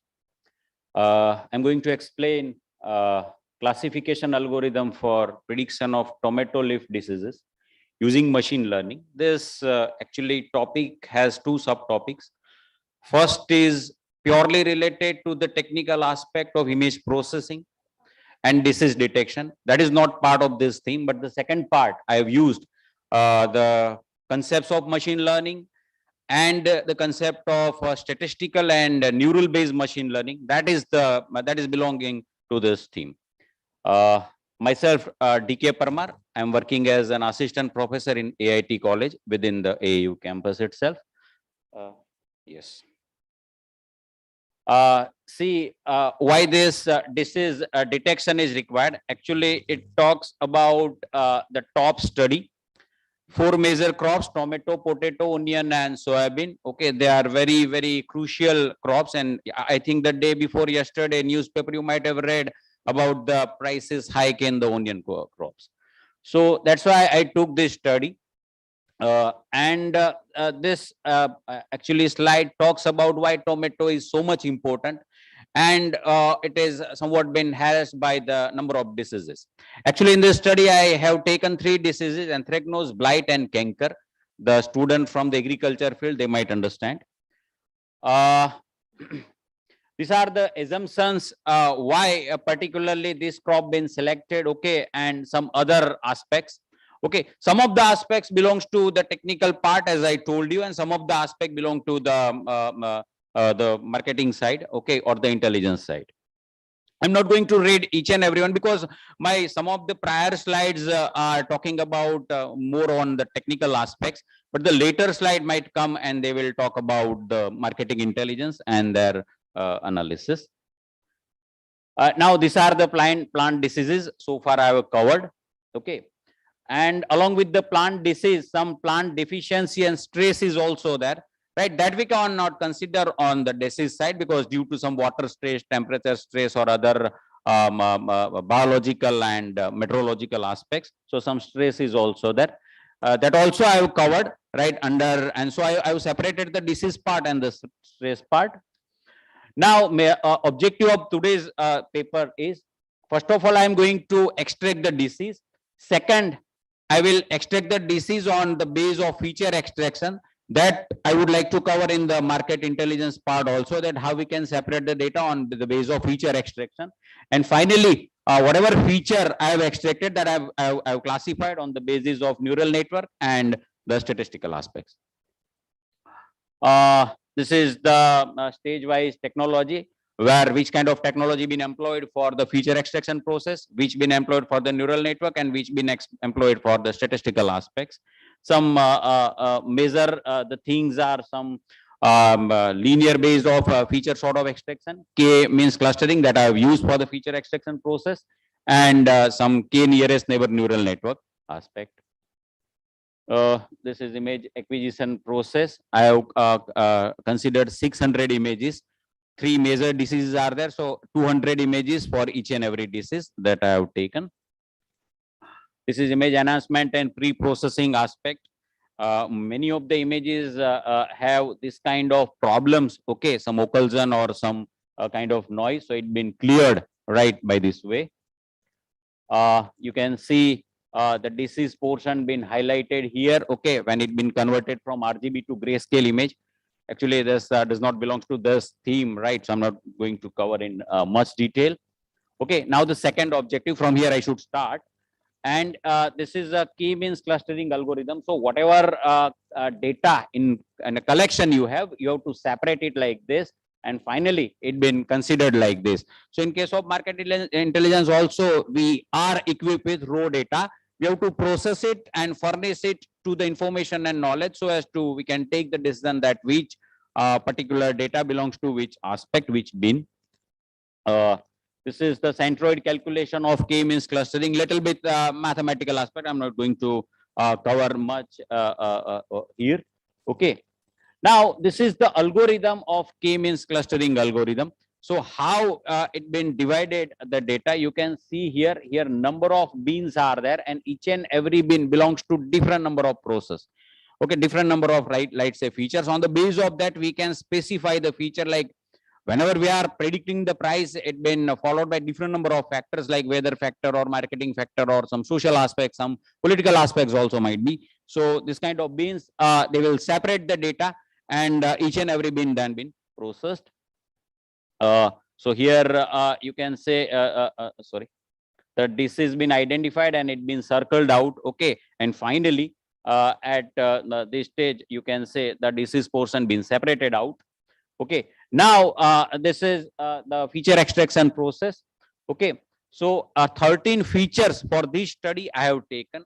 I don't mean to say that for the price forecasting also you have to take the same feature, but you can simulate this study with that study and some number of feature you can identify it, and then later on you can use it for the neural network and classification purpose. These are my 13 different texture feature. Actually, for this study, I have taken two sort of features. One is shape feature that talks about the shape and analogy of the leaf portion. And these are the texture feature, like how the leaf and how the disease look like, how the healthy leaf looks like, and how the diseased leaf looks like. So this is my feature extraction process, and finally I come up with the feature, and they have been numbered. Okay, so each and every disease portion been numbered. Okay, and now see here you can find the disease whatsoever identified from the leaf, and these are their 13 features. So just like that, whichever commodity you consider for your forecasting purpose, you have this kind of number of feature that you pass to the statistical and neural network aspect, and they will train it for you. Some correction is there. Some of the features are not correctly been captured, so they've been omitted. And now the classification purpose. Okay, here separate, particularly I have used the K-means unsupervised classifier. Okay, with the back propagation facility. Different number of classifiers, and along with their whether propagation or back propagation facility been listed here. Out of this, I have selected this much. Actually, I have compared all this one, and out of that, I have selected this one. But in this paper, I have not narrated that. Now, this is the story of neural network. Might be everybody is aware of it. Okay, I'm not going to explain much about this one. Neural network is nothing but will pass some of the input, network being trained. Okay, take some time, and then output is there, and that will be compared, and finally it will come with the suitable output. This is also the structure of neural network. Here, which kind of input been passed, which kind of processing is there, and which is the output on the base of the classification. I have, in my case, there were three classes based on the 3 diseases. This is the training and testing portion. Okay, so the data been converted into this kind of binary, okay, parameters, and whenever the combination match of 1 1 or 1 0, you know the statistics of binary, then it will come up with the classification. This been classified with the support of error. Okay, in any of the case, either neural network or plain statistics, they are the fuzzy manners. They must have some number of errors. Okay, you have to bear with those errors, but they are very negligible. Okay, if your network been trained in a fine manner. And this is finally the confusion matrix. Okay, it will tell you the true positive rate and false positive rate. They are very extreme ends. True positive, it means your whatever data is that been totally classified correctly. False positive, it's been classified but in a false manner. Now here I have taken for the neural network purpose 3 classification algorithm, 3 training functions rather. Train SCG, right? The other one is train gradient descent, okay, and the Bayesian regularization. These were 3 functions. Actually, I did with 2 very well-known softwares, very well-known languages rather. One is MATLAB and one is Python. Earlier I did it with Python, but I have not got result in a satisfactory way, so I went for the MATLAB portion. And now this is the classification of leaf disease on statistical basis. So for statistical purpose, some of the student for your MTech or PhD study, you might use that R system, right? So R is also there, and some might have used about Veka. I have employed Veka here because it was very simple software and it gives result in a faster way. So here I have employed this many classifiers. In earlier case, I have employed 3 classifiers, K nearest neighbor, and there's 3 training functions. Here I have employed almost 7 to 8 classifiers. And out of this one, the LMT, I'm not going to discuss each and every in very detail because it is a matter of spatial subject itself. So these are my classifiers, these are the algorithms, and these are the classification principle on what basis. Okay, out of all this one, The classes are, you can see here, some are function based, some are Bayesian based, okay, some are tree based, like how true and false, and some are on the rule based. Out of all this one, it is very simple to say that tree based algorithm always gives you better result, because your 50% result been omitted, and whatsoever been left with you, okay, on those data only you have to work. This is my classification result on statistical basis, okay, and you can see almost 80% accuracy I have acquired here. Okay, this is the comparison of error. Some number of errors are also there. And finally, the accuracy, as I have told to you, with the performance of error, just a minute, we have received. So now my conclusion says that when I have used the classification of on the base of neural network, okay, in case of MATLAB, I got the classification rate of almost 94%. And in case of statistical aspect, for that Vika purpose, I got it just like 84%. You can see here on the, with the help of LMT algorithm. So the significance to plant pathology field, like how we can omit with the disease portion, okay, and how we can classify it. So on the base of that, our variable rate applications to the farmers and on the field, right, can be minimized. Number of fertilizers and use of pesticides also. Now this is it from my side. Once again, I mean to say you that I have applied this for my specific purpose, okay, for image processing. But the remaining, the second part, okay, whatever features I have extracted and whatever features I have considered for neural network and that statistical portion, okay, that is belongs to this theme. I think you can use that one for your study. This is it from my side. Thank you. Yes, sir.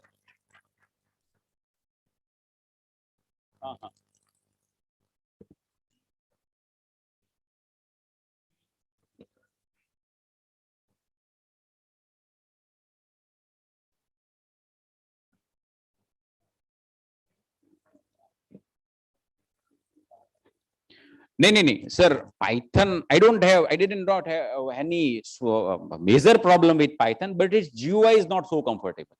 Okay, the GUI of MATLAB is very much comfortable. And sir, our students, many of the students belongs to agriculture field, not pop up with computer.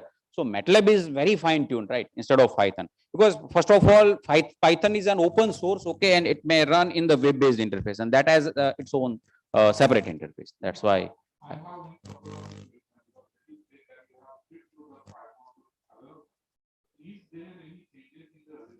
No. Not so far, sir. Not so far. Results were almost analogous. Okay, almost same. Sir, technical aspect is very much clear. Only that cosmetic changes, okay, that been applied to Python and MATLAB. Recently, I'm doing some other research work, and I'm doing it with Python itself, because I have to follow the open source architecture. No. Significant. There is no any problem with significance. Only that cosmetic part. Thank you. Thank you so much, sir. Now, our next presenter is Chetan Dudagra and team. His topic of presentation is Applications of Artificial Intelligence for Sustainable Agriculture, a review. He will be presenting online. Yes, can you hear me, please? Yes, sir. Okay, my screen is visible? Yes, sir. Yes, sir. Very good morning to all, respected chairman, co-chairman, reporters, and dear participants. Myself, Dr. Chetan Dudagra, Assistant Professor, IBMI AAU Anand. And our topic is Applications of Artificial Intelligence for Sustainable Agriculture.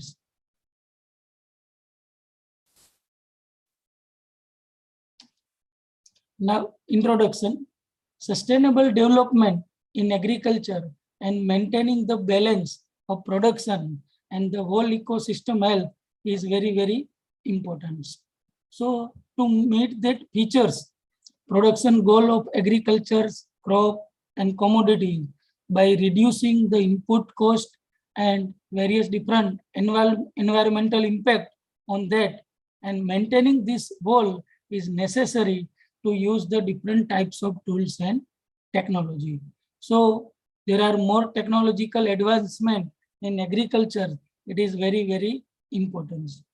So in agriculture sector, AI-enabled technology use the smart agriculture tools and technology, and coupled with the different types of techniques or algorithms like machine learning and deep learning and some data-driven approach are very much useful in the agriculture sector.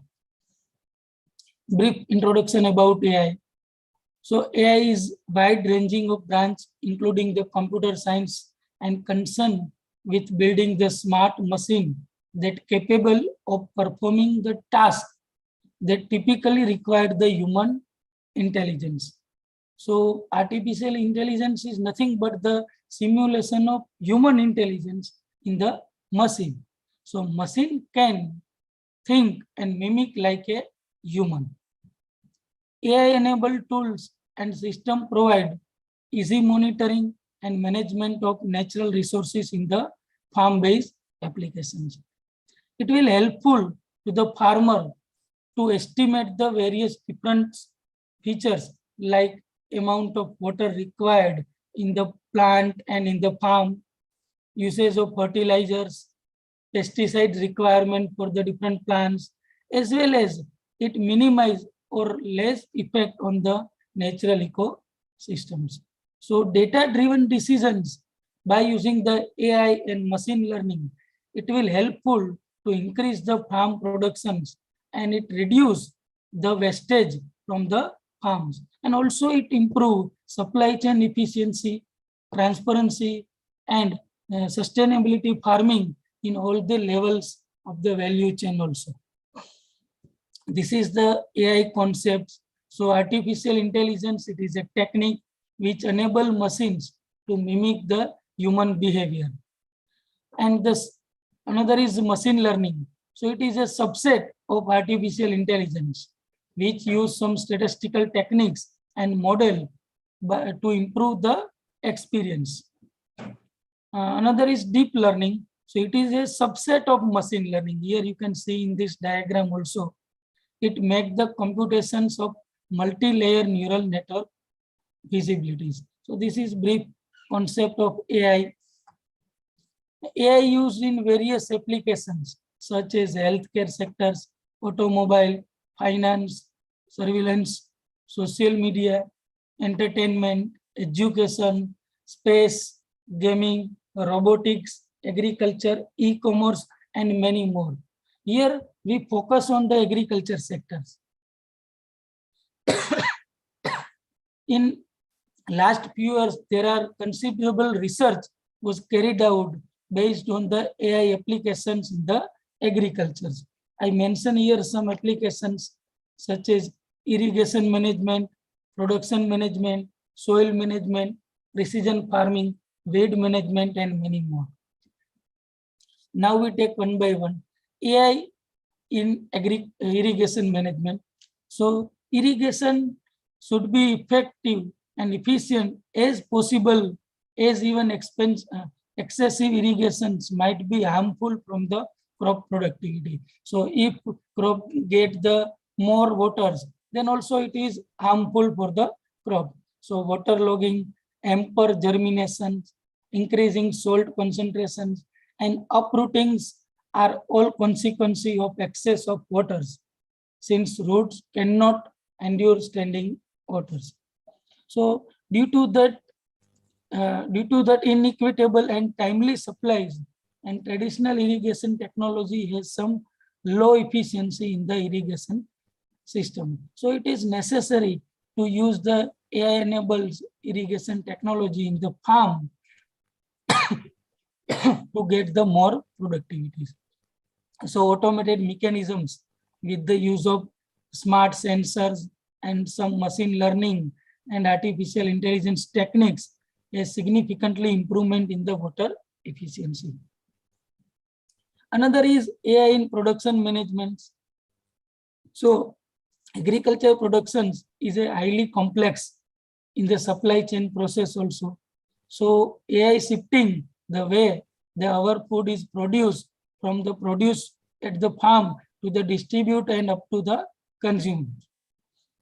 So various researchers use the AI-enabled technology to give the knowledge and guidance about the various aspects like crop rotation, planning, planting times, water, nutrition management, pest management, disease controls, optimal harvesting, food marketing, product distributions, food safeties, and other agriculture related tasks. So here, harnessing AI to change the agriculture and inform agricultural research by Peters and all. It gives an overview about that current AI development and various difficulties and opportunity in the agriculture. They suggest the 4 main components in the food systems, which are production, distribution, consumption, and some uncertainties. And they conclude that agriculture business are specially suitable for the AI and other technologies. Here you can see that this is the plant and various different types of sensors are attached with the farm and in the plant. So the different sensors are sensing continuously and they collect the data from that farm and they send the data to the storage, or we can say computer centers or cloud-based systems where data are stored, and based on the various AI applications are applied on that data and you will get the results. And here some teams, they are concentrate on that artificial intelligence data and they conclude and some applied some models. Same way the remote sensing is also used through the remote sensing satellite. Sir, you are running out of time. Kindly conclude, sir. Okay, one minute. So this take the image and conclude image and take the proper conclusion from that. And in soil management also, AI is used to various classification of soils. One Plantix application is there. In that you will get the various different solution of your farmer problems through this. And in precision farming also, AI is used at right time, right place, right quantity, and by right method, the farmer will get the information. There are many other techniques and phases of precision farming: data gathering, data analysis, decision management, and farming also. So here, FarmBeat system is developed by the Microsoft. This is also very much useful and AI-enabled technology. And in weed management also AI is used. There are some commercial AI-based application is there. Here various application I listed out. This will help for AI-enables technology. And from the conclusions, so every decision was taken by the farmers has potential have an impact on the farmings. So AI and resulting insight will benefit to all the stakeholders for taking the better decisions. So AI is combined with other technology and it's possible to achieve sustainable farming and its goal. So AI is not far-fetched notation. It is already being integrated and developed into every part of farming. So AI is integrated with all these parts of the farming. So many AI agriculture startup and develop some services and applications like agriculture drone, unmanned aerial vehicles, and some geographical information system feel helpful to the farmers. And this is the different references. Thank you.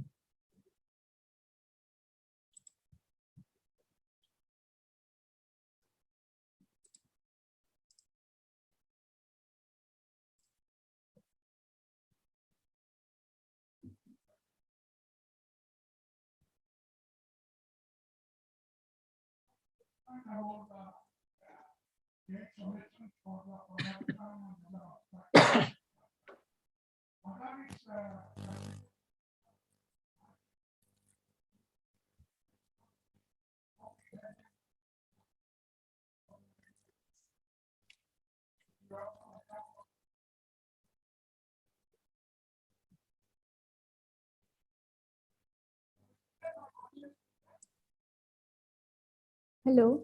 Yes, yes. So can you hear me? Yes, yes. So can you got the question? No, no. Can you repeat, please?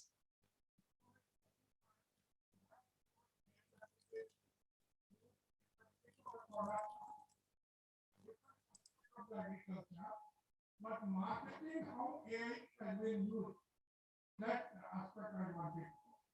Marketing of the agriculture produce. Can you give some specified instances? Am I still not clear? Dr. Chetan? Yes, yes.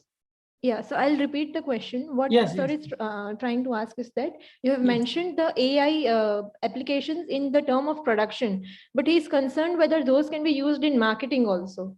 Yes, yes, in various aspects of that agriculture AI applications is used. Here I mention only some brief introductions, but you will get the lots of applications and lots of implications on that agriculture sectors.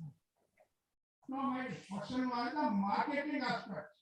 You have a lots of application, but what are the marketing applications? Does it also cater to the marketing aspect is what he's asking, and any instances of the same?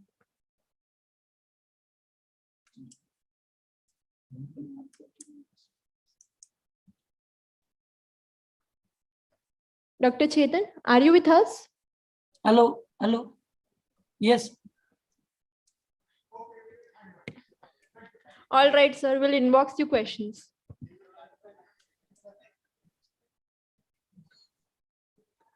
Okay. Now I would like to invite our last presenter of this technical session, Dr. Okay, okay. Hello, hello.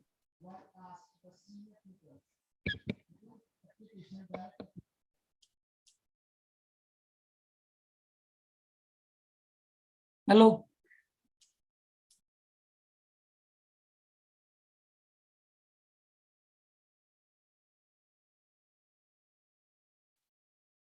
Hello.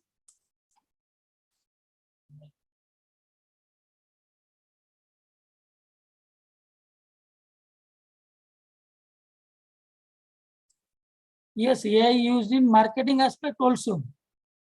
Hello.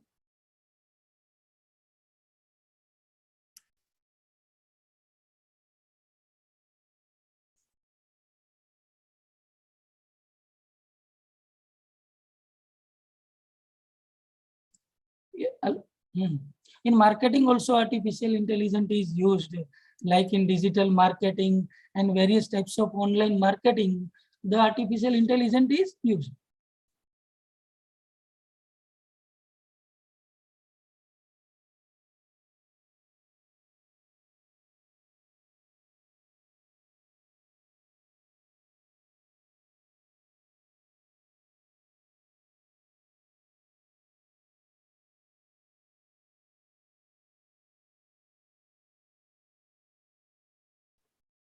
Thank you. Thank you, sir. Okay. Now, I would like to invite the last presenter of this technical session for Dr. Namdev Maskar. He will be presenting on the topic doubling farmers' income through agricultural market intelligence. He will be presenting online.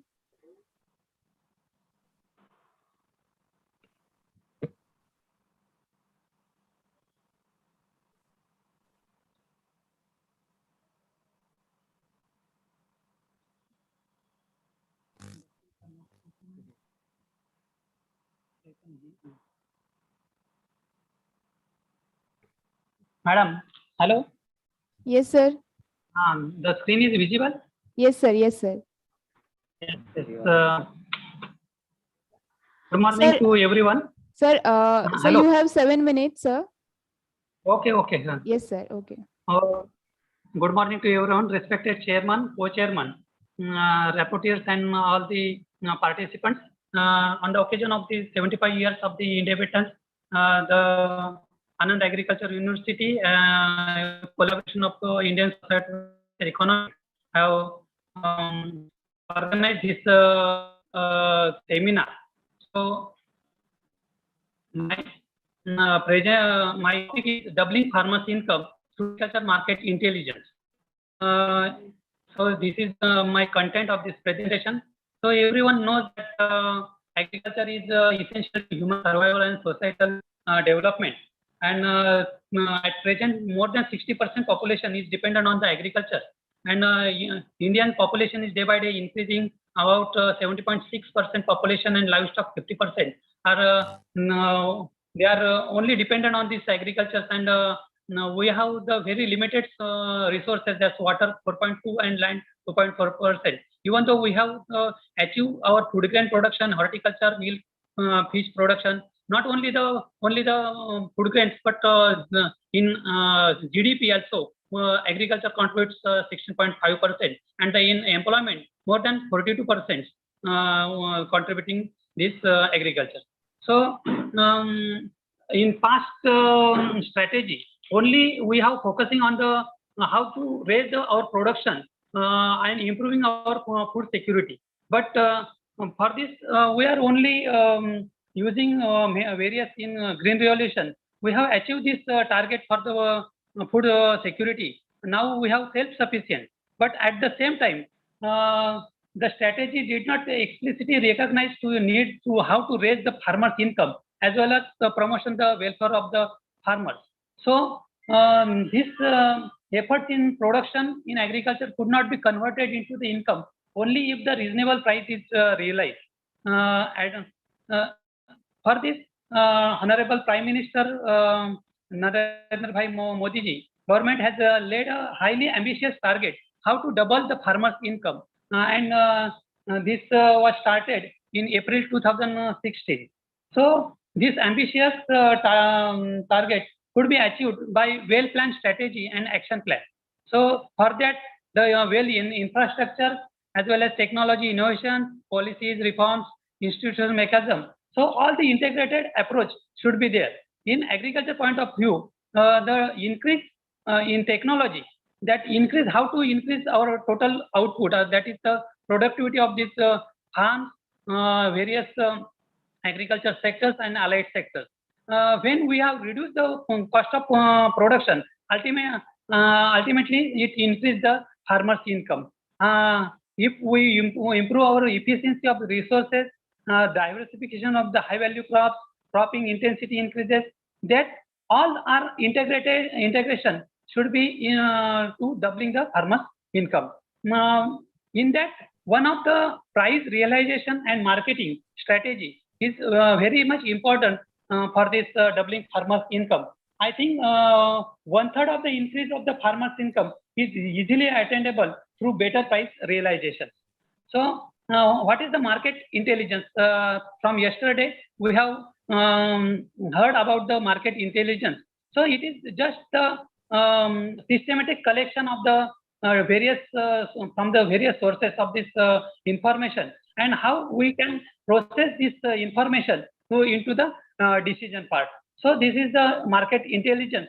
And in agriculture sector, market intelligence that can be we can gather the market information or intelligence, and these are used for producer or the farmer, what to grow, when to harvest our produce, when to sell or where to sell, and how to sell, and whether it is to store or not.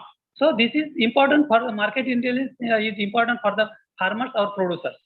So there are many different sources, primary or secondary sources for the information. There are in newspaper, magazines, some books, trade publications, social media, and feedback from the customer, suppliers, distribution. So these are the different sources for gathering our information. Higher the information gathered, the accuracy or specific would be report generated in on the basis of which efficiency of the marketing should be enhanced. So this is the agriculture marketing system, and in that farmers can get more price from this intelligence system. So what are the components of the market intelligence? I think there are 4 P, that is the price, product, place, and period. These are the 4 components or elements of this market intelligence. That is what is the price. Farmers can provide this information about the prevailing prices, for different commodities in future based upon the present and past conditions. In case of the product, it provides the information about the important features of the product, which make it distinguished in the market to get the higher price. Place where the commodity we can sell to for fetches the better price or more price. And period, it is the right time period to provide the high returns. So this is the elements of the market intelligence. This is the mechanism of the doubling farmers' income from market or demand sides. There are two ways of this mechanism of the doubling farmers' income. One is role of the government, and second is the market-based measures. In case of the role of the government, it is very important because till date, 24 commodities he has announcing the MSPs for the different cereals or pulses or high value crops like wheat, paddy, cotton, and some more core cereals, pulses, and oilseeds. So price support is also one of the inventions of the market invention where the farmers gave the price support which are not covered under the MSP policies. ENAM already in previous speaker they have highlighted the ENAM. Also the BBY, that is the Bhavantar Bhugtan Yojana, is also one of the latest government policy given for this doubling farmers' income. And market-based in market-based future, the various incentives the government has declared: contract farming, FPOs, direct purchase. These are some. So what are the advantages of market intelligence? I think there are many advantages of this market intelligence for getting the higher benefits of for the farmers. How to selection of our cropping pattern, identify the new areas, or how to improve, serve as a source of best practices, reducing the price risk, and also find the new opportunities, decisions on the market channels and distribution. So there are many opportunities or many advantages of this market intelligence. So I think the conclusion of this presentation is agriculture plays a crucial role in food and nutrition security as well as the economy, and provides the livelihood. Doubling farmers' income is possible by integrated approach with well-planned strategies and action plans. Effective and efficient market system through market intelligence is best option to raise farmers' income, and last, to secure the future agriculture and to improve the welfare of the farmers. Adequate attention on market system is needed. Thank you, sir.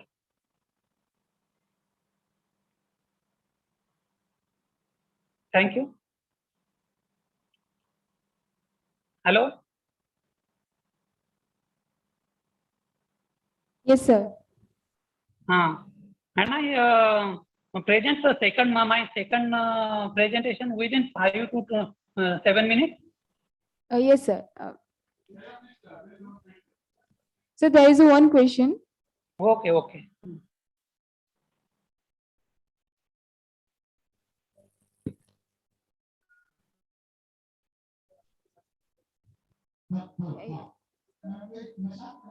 I cannot listen. Hello. Hello. Sir. Yes.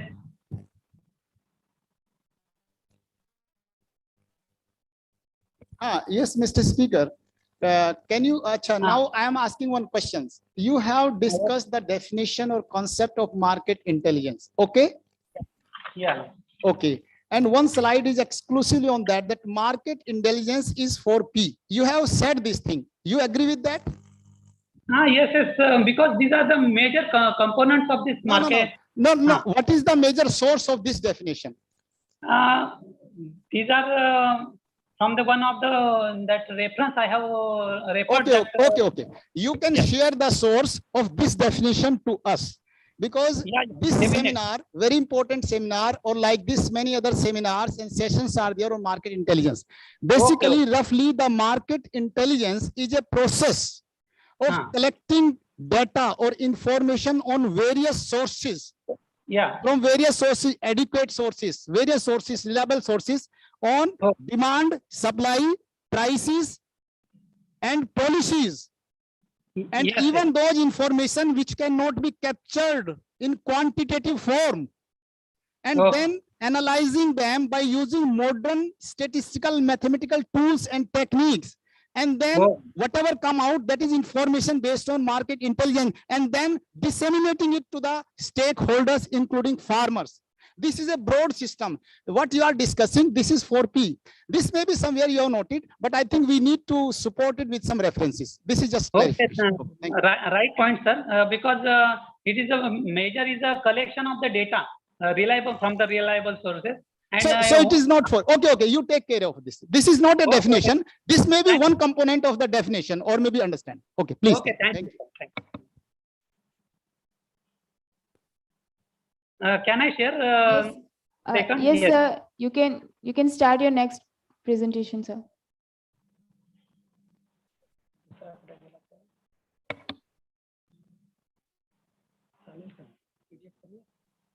Final.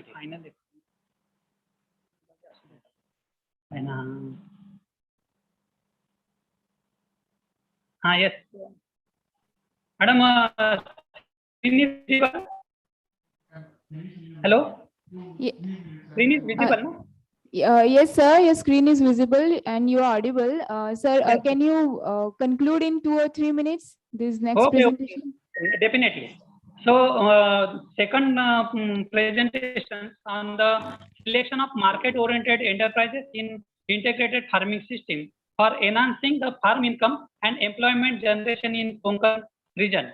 So, this is our research on the integrated farming system. So, these are the challenges. These are some malnutrition challenge. These are the problems of the present day agriculture, because food security, nutrition security, livelihood security, soil health, all the securities now we are talking. And these are the ways of the different doubling farmers' income. Out of that, integrated farming system is one of the approach for this doubling farmers' income. So this is the definition, because in integrated farming system there are integration of the 2 or more components in a complementary manner, not the competitive manner. So that we can recycling in that system and improve our soil health as well as the sustainable. At the same time, we can care of the environment, increase the farmers' income as well as the livelihood security. So these are some approaches of this. These are the sub components, because the enterprises or components selection are most important in integrated farming system. There are crops and cropping system. There are horticulture components as well as dairy component, poultry component, that is livestock component, some burns and boundary components. So these are our one of the model we have recommended to the farmers. In that there are different components of this crop and cropping system. We have taking the 6 cropping systems according to our topographical and climatic situation. These are the livestock components. There are dairy unit, goat unit, poultry units, and vermicompost unit is also there. So this is some photographs. Burns and boundary plantations, kitchen garden also one of the components. So these are the results of our trials. We have conducted this from the 2012-13 from year 2012-13, and these are the results from this 6-year data. So we can see that all these components, production of the all components have converted into the rice equivalent yield, and 1 hectare area out of that 50% area is from the cropping system, 40% from the horticulture, and some other enterprises, that is dairy, animal, and dairy, poultry, and goatry. That also, so the total RFI is about 47.09 tons per hectare. Gross return from this model is more than 7 lakhs, and the cost of cultivation about 5 lakhs. So in cost of cultivation, there are 3 types of the cost. One is the purchase cost, what are we have purchased from the market. Second is the recycling cost also we have included. This is actually the income of the farmers because we have recycled in that model. And the labor cost is also about the 40% is about from the total cost is the labor cost. So farmers can save this labor cost by self-employing in that system. And employment generation, this is the average of the 6 years, about 1085 is the employment generation of this because this is a rice-based cropping system. So the employment is more and the net return is about more than 2 lakhs. The BC ratio is 1.42. So these are the results. This is the REY of the graphical presentation of the REY. This is the net return. In net returns, crop and cropping system contributes because this is the more area, so it contributes 27%. But I think in dairy, poultry, and goatry, these are contributing more than 40%. So this is the total share of the input cost. This is the total input cost as well as different components of these input costs, that market as well as recycling and the labor cost. These are the value in percentage and value in rupees. So this is the how to recycle this wastage material into the for the other components. So some crops there are fodder crops gives the dairy component that dung gives to vermicompost. So the recycling cost is about 1,46,000. So this is the employment generation from the various enterprises. This is the actually we have also calculated how the greenhouse gas emissions. What are the sources and what is the sink of this from this IFS model? And I think our model is one of the best models for this greenhouse gas emission because this is the gives the negative figure of this from the source and sink relationships. So these are the demands for the because our model is for this for the 6 farm families. So these are the total demand of this used by the ICMR, and these are the actually. Hello, sir. Yes. Sir, kindly conclude your presentation in 1 minute, sir.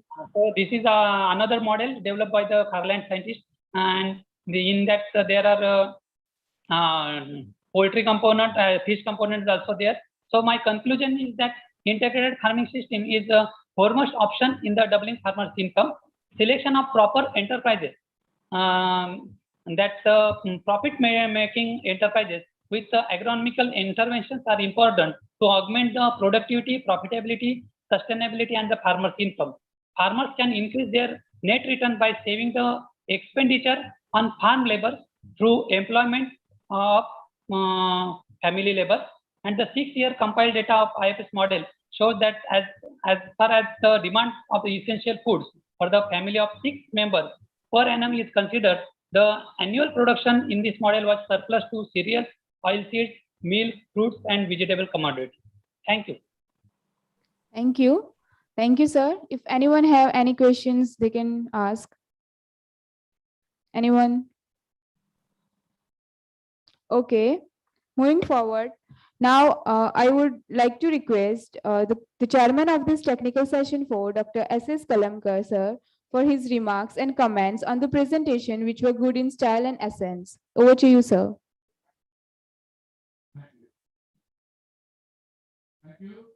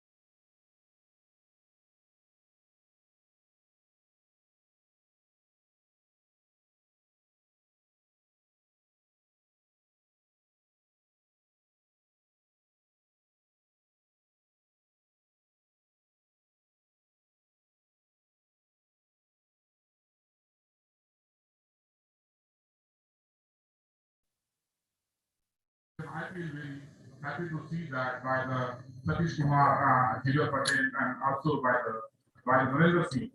They have tried to focus on what are the existing successful startups, whether KP Gadi, startup, Bahako, Crop Farm, Gold Farm, Waycool, Ninja, Tools, Agromart, and so many other things. So I think those kind of startups need to be studied more in depth by the researchers, the students, and the other related personnel, so that we can put forth how they are getting beneficial to the farming community. The various models of the marketing by each of our agro fields are also being highlighted. Now we had artificial intelligence was also been attested by the Uttarasa. We need how basically it operates at the ground level, and then agriculture marketing opportunities to the e-markets, and then we have also algorithm new subject which can try to save some input cost and try to get a more income to the farmers. Last two papers mostly talk about the consent note by the Dhanendra Master side of farmers income, and we have tried to put some of the crop farming system put together in order to increase the farmers. Overall session goes well, and I really appreciate with my two colleagues, Dr. Satish Datta, Dr. B.K. Parman, and Dr. Vijay Borodia. Thanks to all of them for supporting this. And I feel very honored to be here with all of you. Thanks to Dr. Pundir and Dr. Kataria for giving this opportunity. And I look forward to have a more in-depth impact of this kind of technology on the income of the farmers in particular, so that we can make that change that can be educated. Thank you very much. Thank you so much for your remarks and comments on the presentations, and we are very grateful to have you, sir, with us. Now, I would like to make an announcement that there is a 15 minutes refreshment break. We will meet after 15 minutes for our next and last session, which is a plenary session. So I would request all the participants to be on time. Thank you.